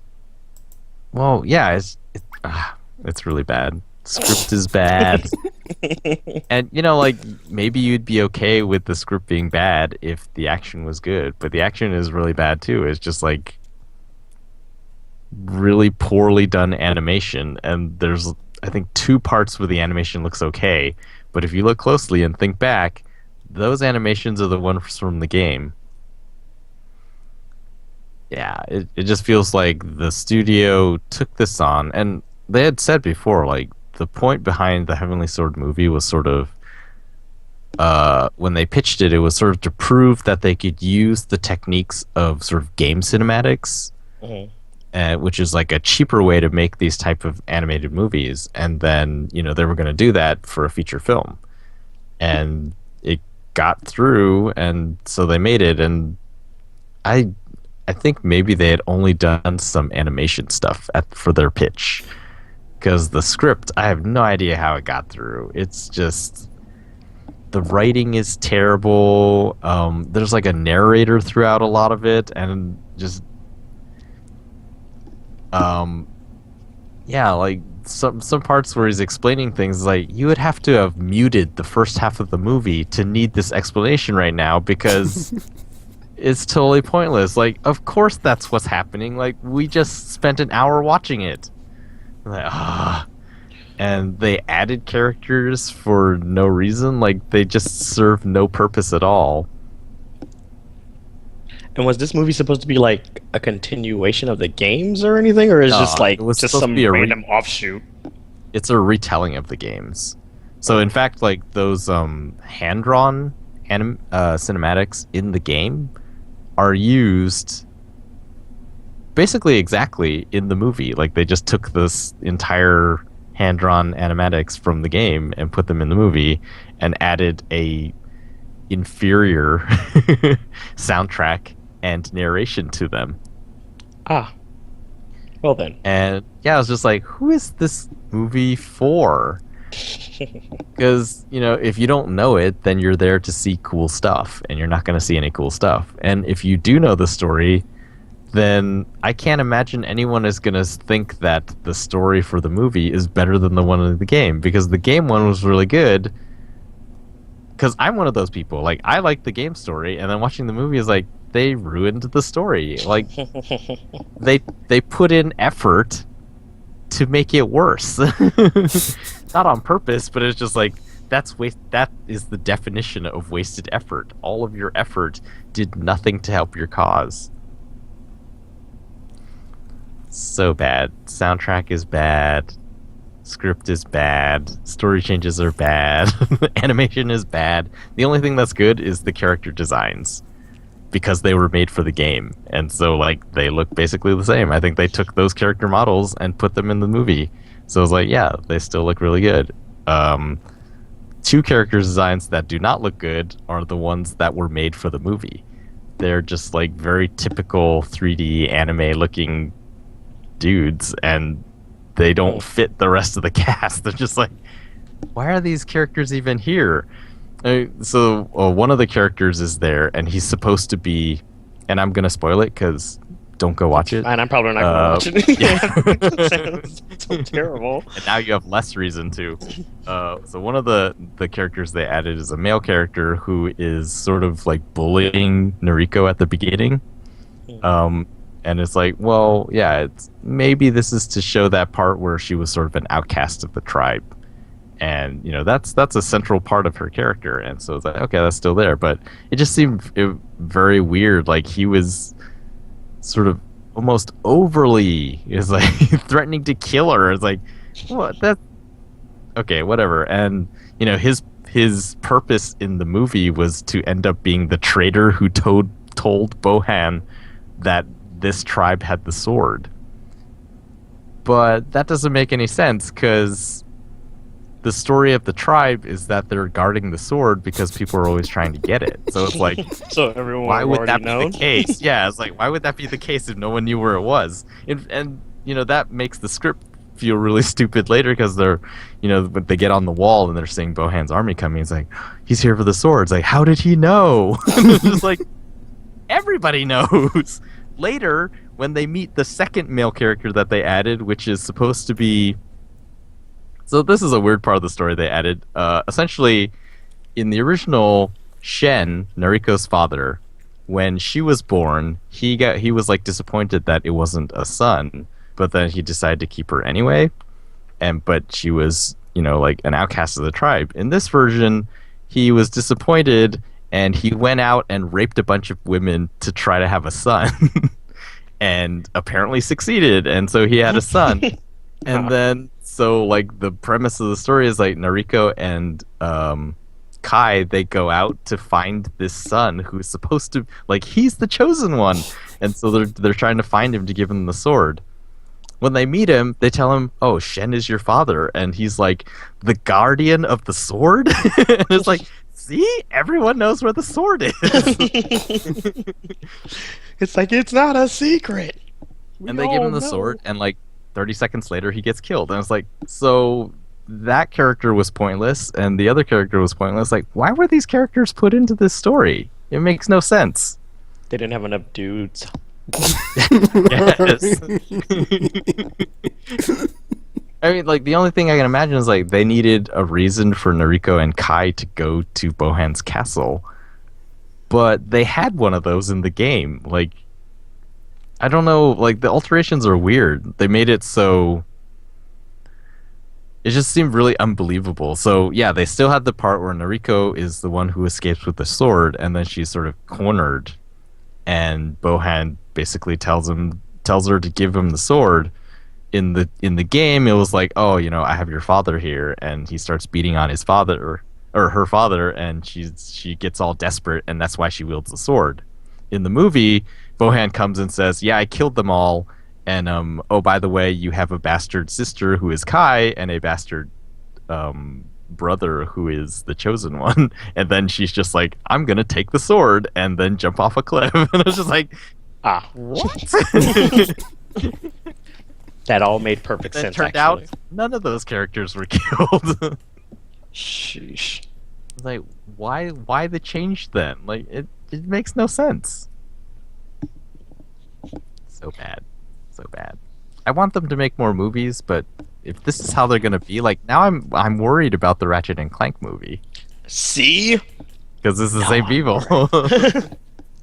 But, I think the difference might be that Insomniac is involved in that movie, and I don't imagine Ninja Theory is involved or was involved in Heavenly Sword, because that's belongs to Sony now, and they've sort of gone their separate ways. And like Ninja Theory's, I just realized like Hellblade is basically Heavenly Sword, except it's a sword hell. That's exactly what I first thought when I saw the teaser for it. I was like, this looks like a new Heavenly Sword game, but it's not.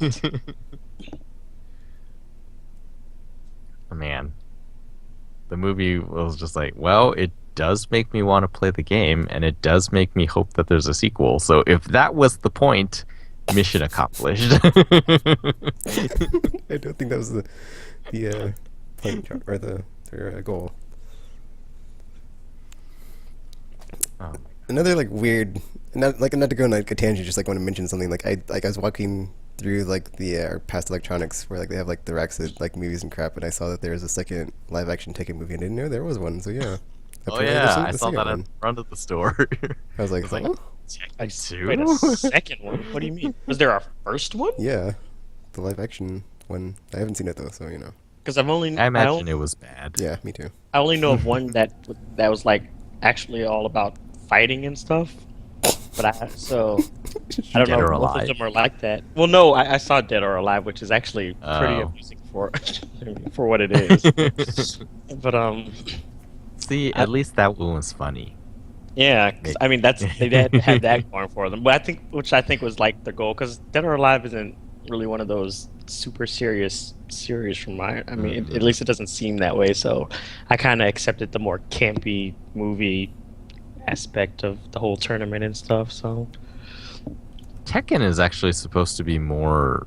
I think Dead or Alive is actually supposed to be more serious than Tekken. Like Tekken has really, really off the wall type stuff in it. I mean, I know they have some weird characters in that series, but it's like the panda, the android girl. It's just like, it's funny because like I have that one Blu-ray, but I haven't watched it yet. That came with Tekken Tag HD or whatever. It's pretty fun. But yeah, like there's like a central story of Tekken that's sort of serious. It's like the father son grandfather thing, but everything else like around that is just wacky. Like Law and Paul, is it? They have their dojo. And the bear characters, the raptor, the robotic samurai demon guy, Gunjack. It is full of some unusual characters. I used to love Gong though. I don't know why. He was pretty awesome. Dinosaur. Was he in any of the other ones? He's only in 3. Was gone. Oh, dang it. Dead or Alive story, like there isn't as much wackiness. Like every character has sort of a serious story except for Zack. I think he was actually. Oh yeah, because isn't he like the whole reason for the whole beach volleyball series or something? So. But I think that's my biggest problem with the beach volleyball series. It's just like these do not feel like the characters that I played in Dead or Alive.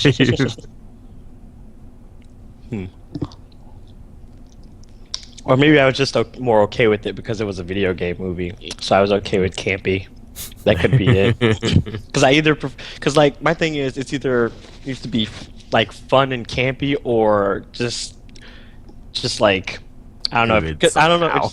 Yeah, because it's like it's hard to do like a serious video game movie, because then I'm just like, dude, it's a video game movie. What are you trying to do? I think that's why I like the Resident Evil series, because they don't really take themselves seriously. So it's kind of just like, mindless fun. And it's like, haha, this is great. So it is serious, but they just take it to the max. It's so serious that it becomes ridiculous. That you're like, it's like, wait, am I supposed to be? Especially at the end of the last movie when Wesker ends up in the White House, it's like, what? Didn't see that coming. It's sort of awesome. And you have no choice to join me because outside there's millions of creatures. Basically. Because, It's yeah. It's like, good luck fighting that on your own. We're humanity's last hope, all 5 of us. Because it's like, this is I not can't gonna wait end for well. the line when they're like, "Do you guys remember when we used to fight zombies?" That was great. It's true. Because I think it's just gotten progressively more like monstrous Yeah, with what it's it's just like. These are insane not now. even zombies It's gonna be a anymore. Monster Hunter movie next. Basically, yeah, because they already had like dragons or something. So it's like, what the hell? So, yes, I am okay with that though. Yeah, I'm okay with it. those are Because really I've seen other video game movies. Like, I don't know why I've watched like the Blood Rain movies. They are just terrible. fun. But they are just awful. And what other Well, terrible? I mean, it's gotta be Silent Hill was like the best one, right? The first Yeah, one. But the well, ones the after first that- one anyway. I was about to say, it's like, According to The gamers. second is probably the second worst one. However, yeah, that movie was just terrible. So bad. they just why would they go? Oh my god. It just made me so Destroyed. Now they sad. have to do a reboot. Basically, Like already. already. You just started the series. God. Way to go, guys. Way to go. That's another movie. Yeah, because the acting was terrible. The action was It's actually, terrible. that's just like interesting to like think of like we live in an era where like the licensed games that are based off the movies are better than the movies that are based off the games. Oh, Wait. that's true. What? Like licensed games from like other franchises or whatever that are adapted into, or films that are like adapted into games are better than the films that are adapted from games. Because I don't want to see any of them ever. Not always the case. Them are pretty terrible, but Whereas I if guess there's like a the Tomb game- Raider movies were okay. They were sort of the campy fun type too. that's yeah, kind of. Because I mean, I watched them and I was like okay with them because they weren't like, because it wasn't like super serious. So I think I Yeah. was okay with it. But like out of all of them, I would. Resident Evil is the only ones that I've watched over and over. Silent Hill I watched a few times, but they're like silent. It really captures Silent Hill, which means that it's really sort of disturbing, and so I don't want to watch it a lot. I think because whoever does the creature design for that series is good job to them because there are some weird It's looking messed up. monsters in that series. So yeah. So were you playing anything else RPG? Nope. Okay. At least I don't think so. Alrighty then. Well, there was news that all of us stayed up really late to watch, I stayed even up though late. we were really Actually, tired. I didn't stay up and- late. I just came home from work and I saw a tweet and I was like, "Oh, this is happening." Yeah, that's what it was too. I used to work late, so I just happened to get off work and it was just like, I think stuff is happening apparently. Gamer was really tired because he kept falling asleep through the stream. Oh, gamer. And so I was watching the stream, and it was so long. It was like, what, 2 hours long? Yeah. It's pretty And awesome. we were up until like 1 on the West Coast. And I was like, wow, Tekken is still up. And Yeah, that's what I was like, I was weird like when I saw RPG's reply to my tweet, and I was like, "Oh, that's right, he's 2 hours behind I me." was about to say I'm still it's not as late So for it's me. not in the AM there just yet. Yeah.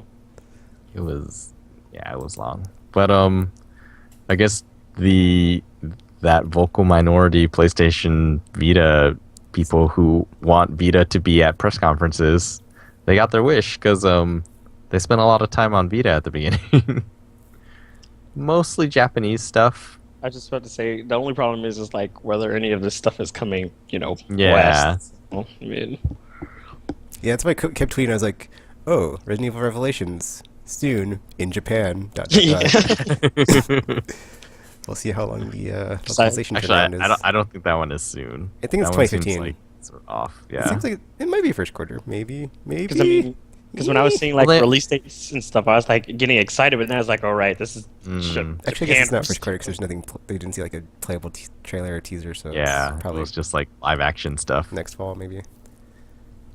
Yeah, as far as release dates, the really cool one, Japan is getting Bloodborne before the I order know. comes I out, was which like, was insane. What is what are these It's like they shenanigans? announced Bloodborne so recently, and now they have a Now they're release already date, and releasing it's it. Yeah. yeah, that's really cool. Ubisoft is making a big push in Japan with their games. Nothing's new there. Assassin's Creed, The Crew, another Assassin's Creed. I don't know what else do they have. It's Watch Dogs. It's kind of all they have now. Assassin's Creed. Oh man. First party announced what's it called here? Hot Shots Golf for PS4.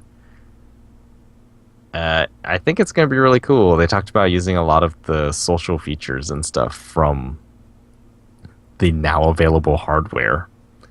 And it looks really good, as you would expect. Simple art style, but so much RAM now. Oh, Those art styles lend themselves well to high def. yeah.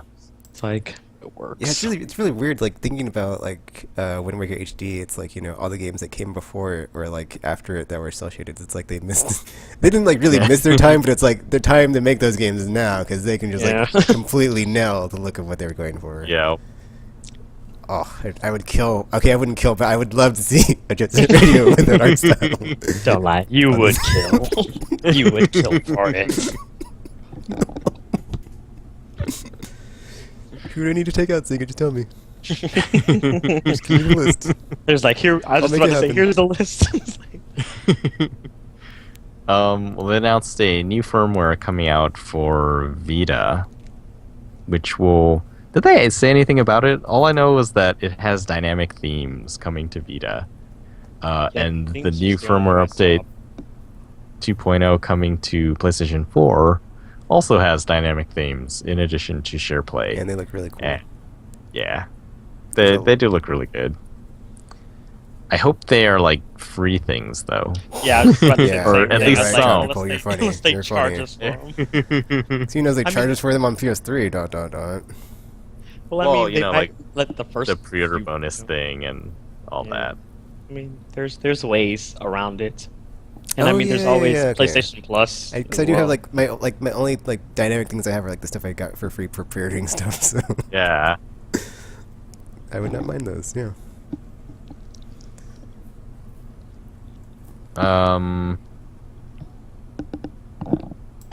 I'm just thinking of these things off the top of my head. Persona and I was 5, PS3, PS4. Woo! 2020. Oh, yeah. game.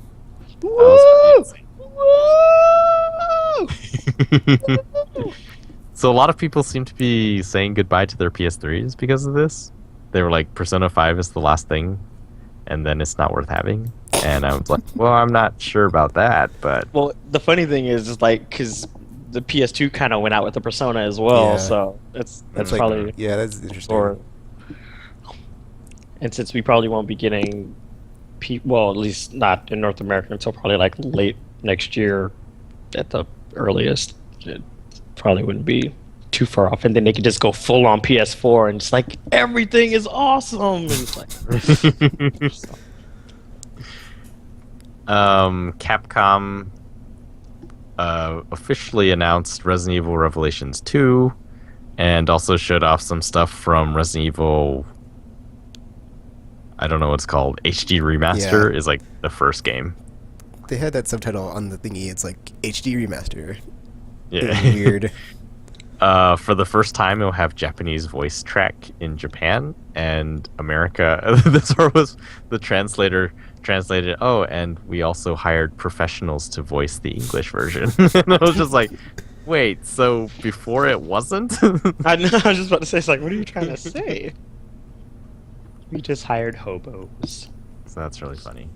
Well, from the stories I hear, the reason although- it's like so bad is because, or I'm not sure if it's because it was just like just random people that gave the voice the job to or something. It's weird. I don't know. I had to look it up, but yeah, it's a thing.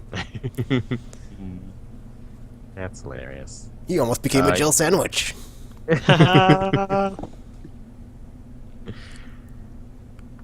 Who else was there? Bandai Namco was there talking about all of their like anime properties that they're turning into games. So a new Gundam game is coming to PS4. It was raining Some- Gundams in that teaser. It was weird. Yeah. They showed that really weird Project Morpheus video. Yeah, that was a weird part. That was like super weird, but for me, I was like, it's identify again. Yes, believe. I can still believe and identify. Yes, I was like, yes, I was sold. I was like, I sold that. I was like, dude, I don't give a F. PlayStation 4 just like won, like yeah, hands down. TGS, even though Microsoft's not going to be there, it doesn't matter. They won against no competition. I mean, why would Microsoft ever go to TGS? I mean, Japan doesn't like them. I don't blame them, but just saying. But yeah, it's called Summer Lesson. It's a tech demo made by the Tekken team. No one knows what it's about, really. Everyone is calling it a dating sim. But I was like, I don't think it's a dating sim. One part I thought was really cool, and I don't think I've seen this anywhere in VR, is the interactions are you can nod your head and shake your head. And it's like, oh, that's cool. Like, that seems like a really natural interface for, like, not having a controller, just having a VR headset. And yeah, they've done lots of neat stuff with that for PlayStation demos for Morpheus. Like, the other one was the street luge thing, where you're just moving your head to turn and you're just plummeting down the street. Plummeting is not the right word. I was just about to say, that seems so... Yeah.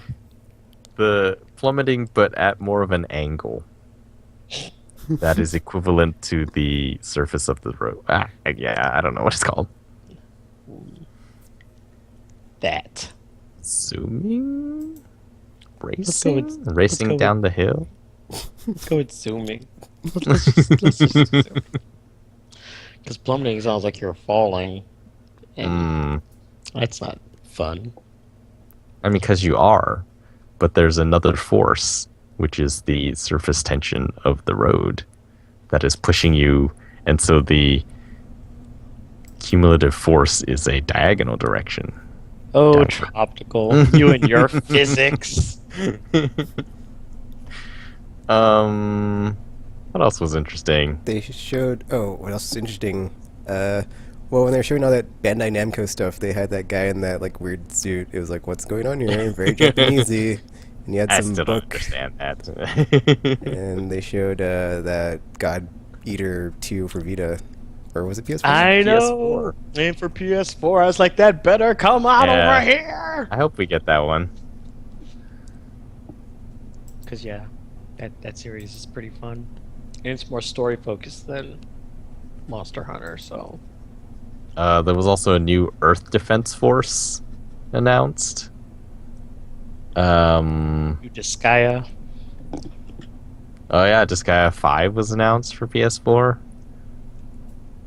A new Lots of game. stuff. There's just so much. Lots of stuff for PS4. And then at the end, they announced that Dragon Quest Heroes is coming to PS4. It looks well. Actually, I'm not sure. Well, I'll just say, it could be gameplay because everything's so awesome on PS4, but it looks very Monster Hunter-y. I mean, not Monster Dynasty Warrior-y. Isn't it made by the same people? It is made by Omega Force, so. But actually, they said that it's not a Dynasty Warrior game. It's supposed to be an action RPG. Those lying So bastards. maybe Although it's like Diablo. although isn't Dynasty Warriors technically an action RPG series? Because you level up and stuff, right? And all that jazz. Not really. It's really bare bones. Oh, so it's more Like, like you hack get and different- slash Yeah, action. you get different equipment. But I don't think there's like really stat changing stuff that you manage all the time. I guess this is just their answer to Hyrule Warriors. We can do it too. So Yeah, hot. it's interesting. It's like Omega Force is making a lot of other people's games right now. They made Tokiden, which was theirs, and then Hyrule Warriors is theirs too. Gundam Warriors is theirs. We're just reskinning our Dynasty yeah, Warrior I game know, with right? other stuff. Basically. One Piece, whatever is theirs. There was a Naruto one like that. Like, you're welcome. You're welcome. It's fun. They also they showed that Yakuza game that takes place in the 80s, and it's going to be cross-play between Vita and PS4. It's called Yakuza 0. Yeah, Yakuza 0. I kind of like The this prequel. whole interacting between Vita and PS4 stuff. I'd like to see more of that, but I'm not sure how. But I just would like to see more of it. I think they are going to. Like, that's what just- Vita is now, is sort of an extension of PS4. And so, because like PS4, everyone seems to want, and they don't know why, and Vita, no one seems to want, and they're not really sure why either. So it's just like, well, people want PS4s, like, let's make their PS4 better. Synergy, Trioptical. By Vita, yeah. Synergy. And the synergy will attract people to PS Vita, and it'll be a success. Yes. It was really interesting because I think they did 2 montages, one for each system, and like the Vita montage was totally different than the Vita montages that we would probably have here. Because here, Vita's entire focus is indie games now, and theirs was like, I think the entire montage was, you know, big sort of the old guard AAA studios in Japan. And I think there was only one indie game in the montage. I was like, it's so different there compared to here. It's because they get everything. Yeah.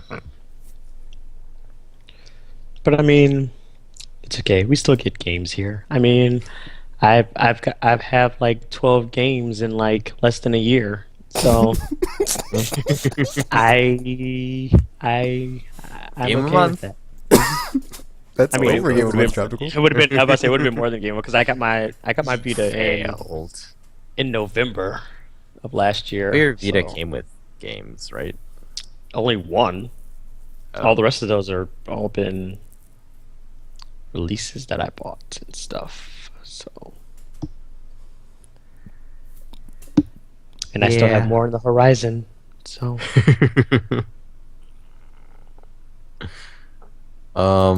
There was a few like hardware stuff, like a new color Oh, yeah, of the yeah, Vita yeah. coming out, the And pink one, And the slime version of the PS4. the slime PS4, which We looked never really did strange on those. stage, but actually the USB cover thing is chrome, so it's whatever color you put in front of it, and not silver. It's not a silver, or it's not like a matte silver blob. It's a But- chrome silver blob. silver's one of my favorite colors. I mean, too bad I'm already gonna have a PS4 by then, but still. Mm-mm. It's probably not going to come out here. Sad. You gotta believe. That I was want a a little Parappa hat. or rapper for you guys. little throwback reference for you old school gamers out there. And then they introduced like Japan. In Japan, they'll have like a custom engraving service for Vita, so you can have custom engravings on your Vita. What? And apparently they What? have that for PS4 too, where they will engrave I'm the so jelly right now. HDD cover. And they like introduced 3 different themes. Like there's like a Metal Gear Solid 5 one, Oh my gosh. and 2 others that I can't remember, and you can get them in either black or white. Effing Japan, man. And I was like, they need to bring that here. It's like, oh, that's so weird. Like, yeah, the other news was Nintendo announced a new 3DS. It's Yeah. And it was yeah, actually called the new yeah. 3DS, which Yeah, is it's even called stranger. Yes. It's like which that. I think is going to be terrible because it will have its own exclusive games because the processor is slightly different. Yeah, they're it's like better. Xenoblade Chronicles port Yep. from And the I was Wii like- version. It's like you can already see the problems this is going to cause when people are like, oh yeah, I want to Yeah. get 3DS, and it's like, which one? There's like the new one. It's like, which one? It's like, I want a new 3DS. It's like, which one are you talking about? I don't know. Or it's going to be more like, you go to the store and it's like, yeah, I was like, oh, you can only play this game on the new 3DS. It's like, well, I just got this yesterday, so I should be able to play it. And it's not the new 3DS. It is just a new 3DS and not the new 3DS. And then it's so weird because the last air quote 3DS that came out was the 2DS, which was out without 3D, and then this has 3D in it. And it's like, effing Nintendo. It's And you think they would Nobody wanted it. We took it out, but then the new one, we put it back in. Oh. And it's like you think they would have learned their lesson with the Wii U and how people were saying like the naming for that was like a bad idea. Yeah. With all the issues, and it's like why would you go and name your new handheld the new 3DS when you already have several 3DS on the market? And it's like this is a bad idea. Yeah, and supposedly there's a second analog mini nub, but I'm just going to call it the fifth button because that's what it looks like. The fifth face There's button. a mini nub that looks like a fifth face button, and then 2 more triggers, which are further into the center on the top. So I don't know what it's going to be like to play with those. I think I was talking to a gamer, and we were talking about it's like, it's like they want to be like Apple, where the recent iPads are just called the new iPad. And I was like, but in the store they don't refer not literally to that. Yeah, they're just like iPad. now it's just like the 3rd gen iPad, the Retina iPad. Ridiculous. But that's related because they're going to be selling faceplates for it. That was cool. I was like, yeah. But then I was like, dang it. Why can't I have it on my 3DS now? Because, it makes a lot of sense. There are people who go out and buy every single limited edition 3DS, and they are insane. And, other people want them probably, but it makes no sense to buy another 3DS just because it's painted a different color and has a little sticker on it or whatever. I'm sure they're not stickers. But now you have an official way to get a different shell. And it's like, everyone should be doing this. Like the PlayStation 4 hard drive cover thing. I know. That they should totally be selling that. Like, yeah, Microsoft perhaps was ahead of its time, or they tried to force it on us and no one wanted it.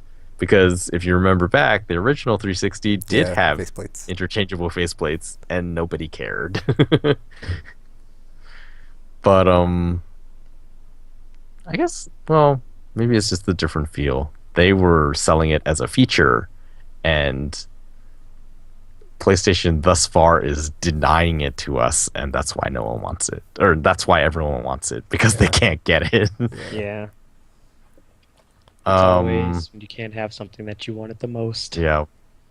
I also noticed, like, when I was playing the Order demo at PAX, the plates on the side of the gold headsets were falling off. And it's like, you can just take these off? So they could also sell plates for the gold headsets, and then you could have different custom plates for those. And it's like, so many opportunities for custom stuff here. Silly Sony. You should be capitalizing on this. Don't if it you were guys Microsoft, they'd be all over it. You've been selling buildings.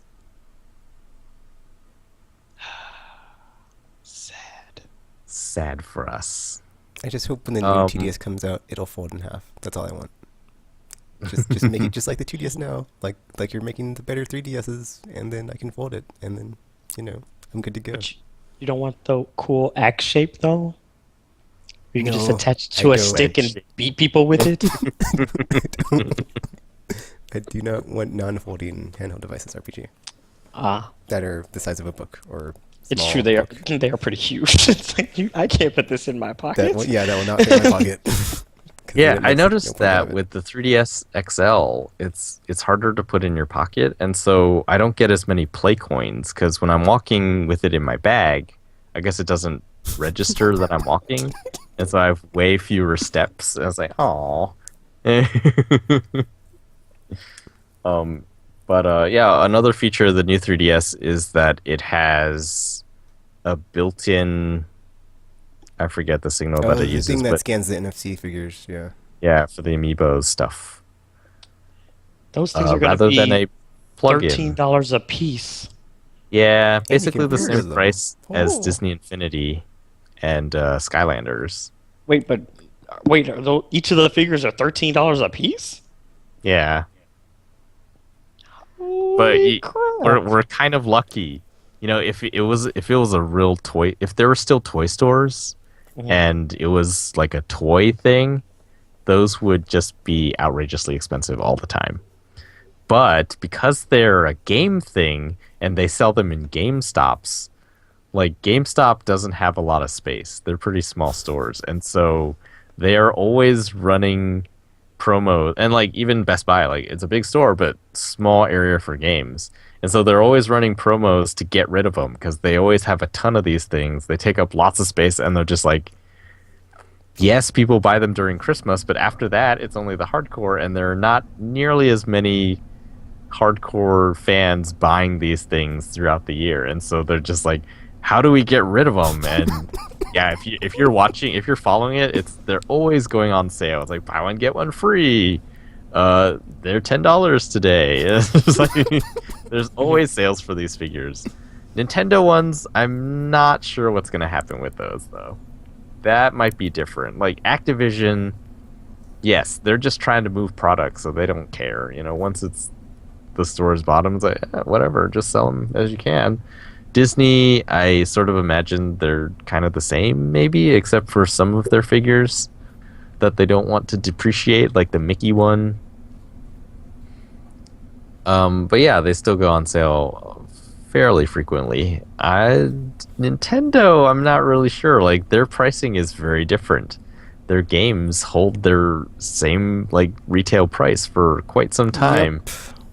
So I don't know what they're going to do with the figures. Maybe they're just going to pay GameStop to be like, hey, you know, we want you to never put these on sale. We will pay you to keep this space permanently Nintendo Amiibo. Who knows? I know that's one train I'm not jumping on. No thanks. I may not have a choice. Because they look so cool. But they're so expensive. What are you talking about, RPG? $12.99 is like the price of a CD in the 90s. What are you talking about? That's like... What's or maybe a CD? not 90s. I don't know. Yeah, I just want the Kirby one. Is there a Kirby one? Do you know? Yes, I saw it. I saw the first 12 for pre-order, and yeah. And there was a Kirby in there. I guess there was. I didn't. RPG says there is. There is. Yeah, RPG says there is. Then there is. Oh, there is. I didn't write the list down, so I was like, I'm no thank you. Oh, RPG, do you know about Kirby Fighters Deluxe? I think. Talking about the it's the like one that included in the Kirby Triple Deluxe game. I think it. Oh, is it included? I don't know. Like they've been advertising it recently. It's like a Smash Brothers game, but with four Kirbys, and they all have different powers and stuff. Pretty sure I mentioned that when I was talking about what you've been playing about it a while ago. That's a thing. Okay, my bad. But yeah, it's included in the game.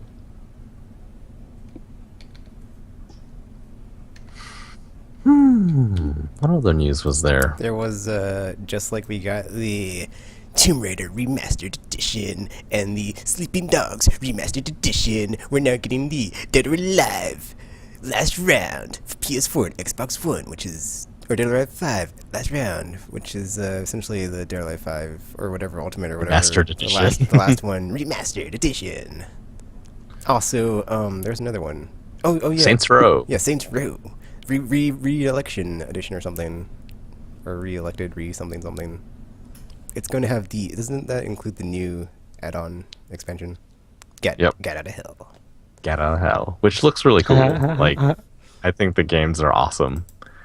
I don't have Saints Row 4 because remember back in the day, I was pretty sure Saints Row would do a remaster, but GTA 5 would not. And I was wrong about GTA 5, but I was right about Saints Row, and so woohoo! Yeah, complete edition on better hardware. Saints Row 4, the one where you get to be like a superhero or something. Superhero, yeah. Yeah, I'm totally buying that. And now they have a complete edition. You know, until they released a super ultra complete edition that has new handlebars for your. Is that one sword. 40 or 50? They announced a price already? I think they did. I know it's coming out in January. Hold on, let me look it up. I'm on the internet. To the internet! Me too. The Dead or Alive 5 last, or Well, yeah, Dead or Alive 5 will be coming out in spring 2015, in Japan anyway. That's in Japan. Damn it. And Okay. let's see, Saints Row, Get Out of Hell. Oh wait, that's the wrong article I just clicked on. Good job. But it took You me to a alright? link. So it's gonna be $49.99. Yeah, it's 50. Because it's reelected. And out of hell. And then the standalone Get Out of Hell will just be 30 if you want to just get that. Both will be available January 27th, 2015. Wow, January is That's like soon. January's getting getting a bunch of yeah. January used to be like the no man's land. Now it's like, oh well, I mean, yeah, it's the end of the month, but still, it's like, you know, now they're like, well, the first quarter is getting so full, we got to put stuff in January, which is like, you know, when is that ever Next gonna year is insane. Yep, it is just They're like, you're front to welcome. back, fully loaded. Year of the video game. I already said it. I mean, it's cool that the holiday like this fall has gotten less insane over time, but they didn't push that stuff out far enough. So now we've just delayed the insanity. Yeah, it's like instead of like the avalanche stopping, it's like here's the second wave, or the rest of the mountain continues to Basically. come down The on you. aftershock is stronger than the initial earthquake. Yeah. It's like, why is there more snow? And then I found the list of all the first batch of Amiibo characters. It's Mario, Peach, Link, Samus, Yoshi, Donkey Kong, Pikachu, Kirby, Fox McCloud, Marth, Effing Pikachu. Villager, and Wii Fit Trainer. Wow, those last three are kind of random. Smash Brothers, man, Smash Brothers. Well, I guess Trainer, they've been pushing Fire Emblem though on 3DS. So Well, Fire Emblem I can understand, but the villager and the trainer are just so odd. Yeah. Especially the trainer. It's just- Apparently, they'll also work with Mario Kart 8 in some way. And so another game. maybe we'll be that I getting can't these remember. players or these drivers in Mario Kart 8 as some future DLC. See, you were asking for Mario Kart All Stars. Yeah, It's Wii Fit happening. Trainer. It hasn't happened yet, RPG. Okay, don't count the eggs until they've hatched or whatever you say. Nintendo also. Nope, it's happening. It's happening. You're gonna get your Wii Fit Trainer, and her special ability is going to be to soothe everyone on the track. Because why not? Well, I guess I'd rather have it be that than like waiting until the next console generation to get another Mario Kart game, since there's only one per console generation. Is it? That can't be right. Yeah, 64. That's Then yeah. whatchamacallit for GameCube. Super 64. And then 7. Double dash. Yeah, Double Dash. Dash. And then Mario Kart Wii. And now Mario Kart 8. Huh. And then before 64 was Super Mario Kart, which was the original. So yeah. That's I didn't even realize that. I guess. Oh, I Yeah, guess. and Nintendo's weird like that, kinda- where some games are like, we only have one per platform because we're, yeah, whatever. Well, like almost a lot of their games used to be like that. Yeah, that is true. But now they're like, we need more Mario, and we're just getting a ton of Mario. Now we though they need have, new like- Mario. Release the new Super Mario Brothers. There's like just spin-off ridiculous. Mario series now. Because they have so many like characters and mascots, it just doesn't make sense. It just doesn't. Meanwhile, in Star Fox Land, ... When's the last time we've seen them? Just saying. In Super Smash Brothers. In their own game RPG. Oh, GameCube, Yeah. like 2 generations ago. Just saying. was that even a real Star Fox? I don't even think that one counted. Well, if you, One of them was. it was like the Though, dinosaur, you know. whatever, leftovers dinosaur, whatever that game was called, and then the other one was the Bandai Namco, back then just Namco version of it. Yeah, and there was like a game on 3DS, but it doesn't count because it's not. Yeah, I'm not counting it. It's a port. So yeah, keep holding on to that dream. Oh, I will. And gotta Miyamoto was believe- all like, Oh. "Oh, hey, look at this tech demo." ... And now that he's all on it, you know it's gonna happen. Star Fox is coming next year. Nintendo Don't tweeted a list. don't curse at Tropical. Jeez, I'm not gonna keep my hopes up. Yeah, because remember that one time Pikmin 3 was coming next year? I know, right? Yeah. So RPG, how was that weird? How'd you like I know, that? right? 'Cause that's 3 where I'm years at later. right now. It's like, oh. It's like, oh yeah, we remembered. We were still making a Pikmin game. We should probably go ahead and release that, guys. What are those people over there doing? I don't remember. Oh yeah, we were supposed to release a Pikmin game. It's like, Oh wait, my we still gosh. we How long still have they been that? here? I know, right? It's like, They go home? has anyone fed them? What is going on? So yeah, so keep that dream alive, because yeah, they are known for releasing stuff all the time. Shut up. But seriously though, I guess there was another thing, like Minecraft was supposed to come out today on PS4. Let It us says see if that September 4th happened. on Polygon right now. It says Wait, but I Minecraft thought comes to that- PS4 on September 4th. Oh, so tomorrow. I thought it got like not approved or something at one point. Or Yeah, but so they went back and did whatever it is they needed to do, and Is it better? they now? were hinting that it would be out today, and that I guess they missed that. So Is it? tomorrow it is. But we're in the digital age. We can just flip a switch. Right, Microsoft? Microsoft. Because they totally said you can't, but it kind of seems like you can, just saying. As fast as they turn that around. 180.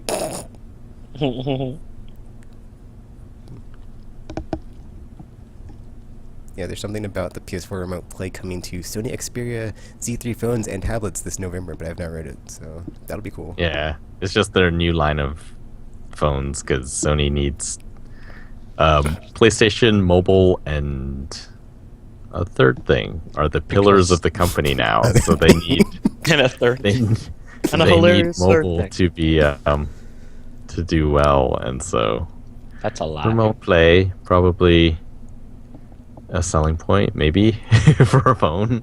They just want to make Uh, sure that every electronic device you own is from them.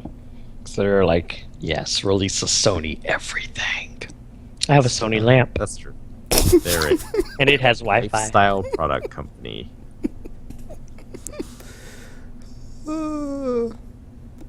There was I saw something about there's like supposedly some new Alone in the Dark coming soon or coming this fall for PC. I think, or Yeah. something, but They're rebooting Alone in the Dark and another horror game. Because they rebooted it like on the 360 last year, which is weird. Man, that was I remember another. Gamer talking about it on this podcast. That movie series was bad too, actually. So good job with that, guys. Good job. I do with not that. even recall that it existed. because it was so bad that you blocked it out of your mind. Because Tara Reid was a scientist. That alone should have stopped you.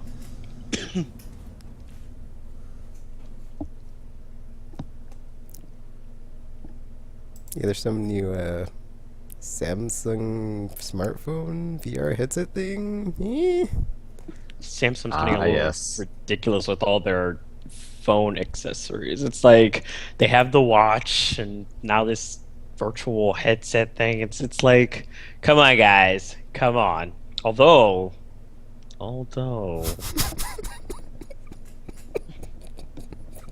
Yeah, this is like the fruits of the partnership between Oculus and Samsung. So I guess Oculus can get hardware stuff from Samsung, and Samsung can get software assistance from Oculus. because I mean, this is pretty close, as close as we're going to get to those like holographic projections for controlling stuff for now. So, we're just one step closer. One step closer, guys, until we're getting stuck in video games and you die in video games and you die in real life. Japan foresaw it. Just beware of that. Just beware. All those anime can't lie. Also, there was some sort of trophy listing that might hint at a Beyond Two Souls coming to PS4, as we're talking about the Saints Row and Dead or Alive and other stuff. Beyond the Remasters. remaster. Yeah. Ugh. Yay. No, not yay, Tropical. Not yay. Actually, I wish they would remaster Heavenly Sword. Do But it, they have somebody. They have that awesome movie and stuff. And besides, Ninja Theory's like working on that other game. They don't Well, have time obviously to they remaster wouldn't be stuff. doing it. It would be like Blue Point. That other game. You know the one I'm talking about. That game. That one. And then apparently in the Borderlands 2 pre-sequel, somewhere in the season pass for that, is you get to play as a clone, or not clone, but someone that's been genetically altered to be Handsome Jack. So it's kind of like playing as Handsome Jack, but not. It's How does that work though? Isn't he wearing someone else's face to begin with? So does the clone wear like someone else's face to begin with? That's what it's. And then he's like trained It's a to different be face. insane. And so you or don't something? know who it is. Let me read this thingy. It says that it isn't canonically, it isn't actually Jack whom the player will control, but a bodyguard duplicate who has been surgically modified to be indistinct from the real guy. Ah, And there are 4 pieces of DLCs in the season pass, and it's like $10. Or no, it's not. It's $30. that is not the same as 10. or 10 for them individually. But I'm just gonna wait for the Game of the Year edition with like all the stuff in it, or the Borderlands post pre-sequel remastered edition. Get it. Coming to PS4 next year. Seriously, it probably is. Which, yeah. See, now this also makes me concerned about buying games now, because I'm Yeah, like, I know. well, it's gonna Anything on PS3 and inevitably get 360 is like remastered. questionable right Yeah. now. It's like it's gonna get remastered. It's like this I could don't just be remastered. Why do I even in 6 to 12 months should I even bother with it? know. Exactly. Which is weird because I remember we had this discussion about the games on PS3 and 360 are just so awesome right now, and that I'd never figured into the equation back then when I was gushing all over them. But now I'm Some companies are even cutting out the middleman and just adding the PS4 to the launch system that the game's going to be on anyway. They're like, why even bother? We're just going to end up putting it on the PS4 anyway, so just go ahead and do it. So now we see all these multi-generational games. So yeah. So I guess it doesn't matter. I'm going to have both consoles anyway, so I mean, I could just buy multiple copies of everything. Double dip for the win. So. And then a lot of the timed exclusivity on stuff is running out because there's like Tekken 2 coming to PS4 and Warframe on Xbox One and all the stuff like that. So that's happening. Huzzah. I guess you can't really expect any more exclusivity unless it's first party at this point. So it's yeah. Yeah.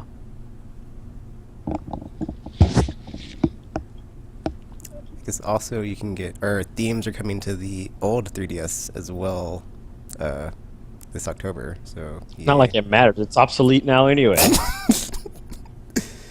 No, RPG.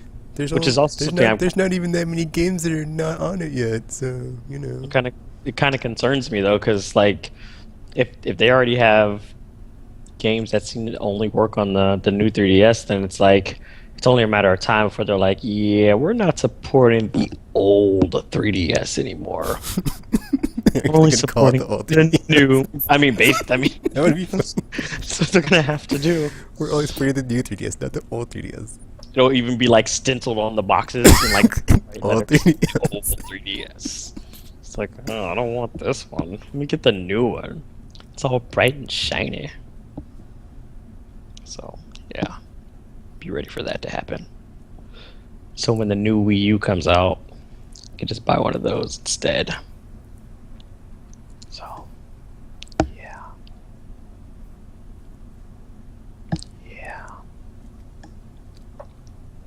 Oh, also there was a leak of the rest of the Smash Bros. Characters. I haven't looked at it yet because I haven't either, I'm not just one of in those case. people that likes to ruin things for me on the internet. Because it's going to kind of take away the fun of unlocking them when they're just like, oh, someone wants to challenge you, and then you have to beat the crap out of the new character to get them. Wait, did they do that in Brawl? I don't know. I don't know. I didn't play Brawl long enough to care. That game. But that's how it was in Melee, so yeah, that game was awesome. So I'm assuming that's what's going to happen on the new ones. I mean, I'm getting it on 3DS, but because I don't have a Wii U, so because only losers have the Wii U. Trioptical. This guy. Leave for one day. One day. It's like, oh, gotta buy me a new console. So I already got a PS4. Well, I guess it's, he didn't buy an Xbox One. Yet. So is there any more news? Nope. Maybe. Nah. That is all the news I wish to speak about. That works. That's how we filter news here. The other news is just annoying.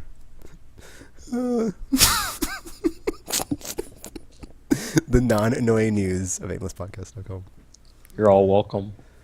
You're all welcome. Alrighty then.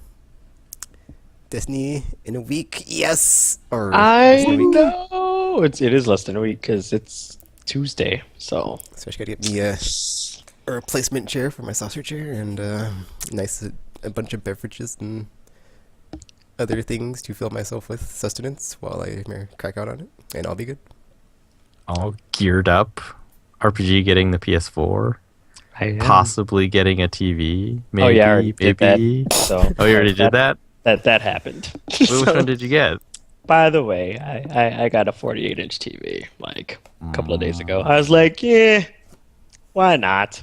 Because I was like, well, like Tropical said, how often do I really buy a new TV? So I was like, okay, just enough justification for me. So And if you would like to be enabled to buy something that you don't know if you want to buy or not, listen to Aimless Podcasts. Or We're comment, bad for you. actually, because I need to know what it is you want to buy. And then, so aimlesspodcast.com, YouTube, Facebook. You could probably use Twitter. That'll be the easy one. Facebook. I said that already. Twitch. Yeah, man. those. the picture's so pretty. It's so pretty. I can't wait until I have a PS4. Then everything's gonna be so pretty. So pretty.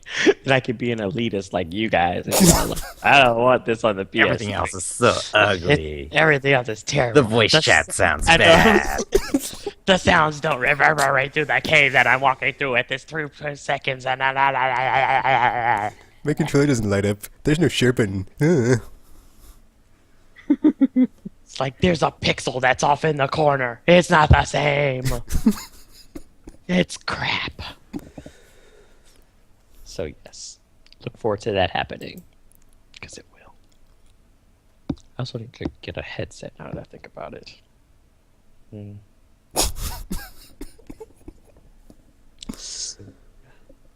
Alrighty then. So, yeah. There's no what's going to happen next time because we know what's going to happen.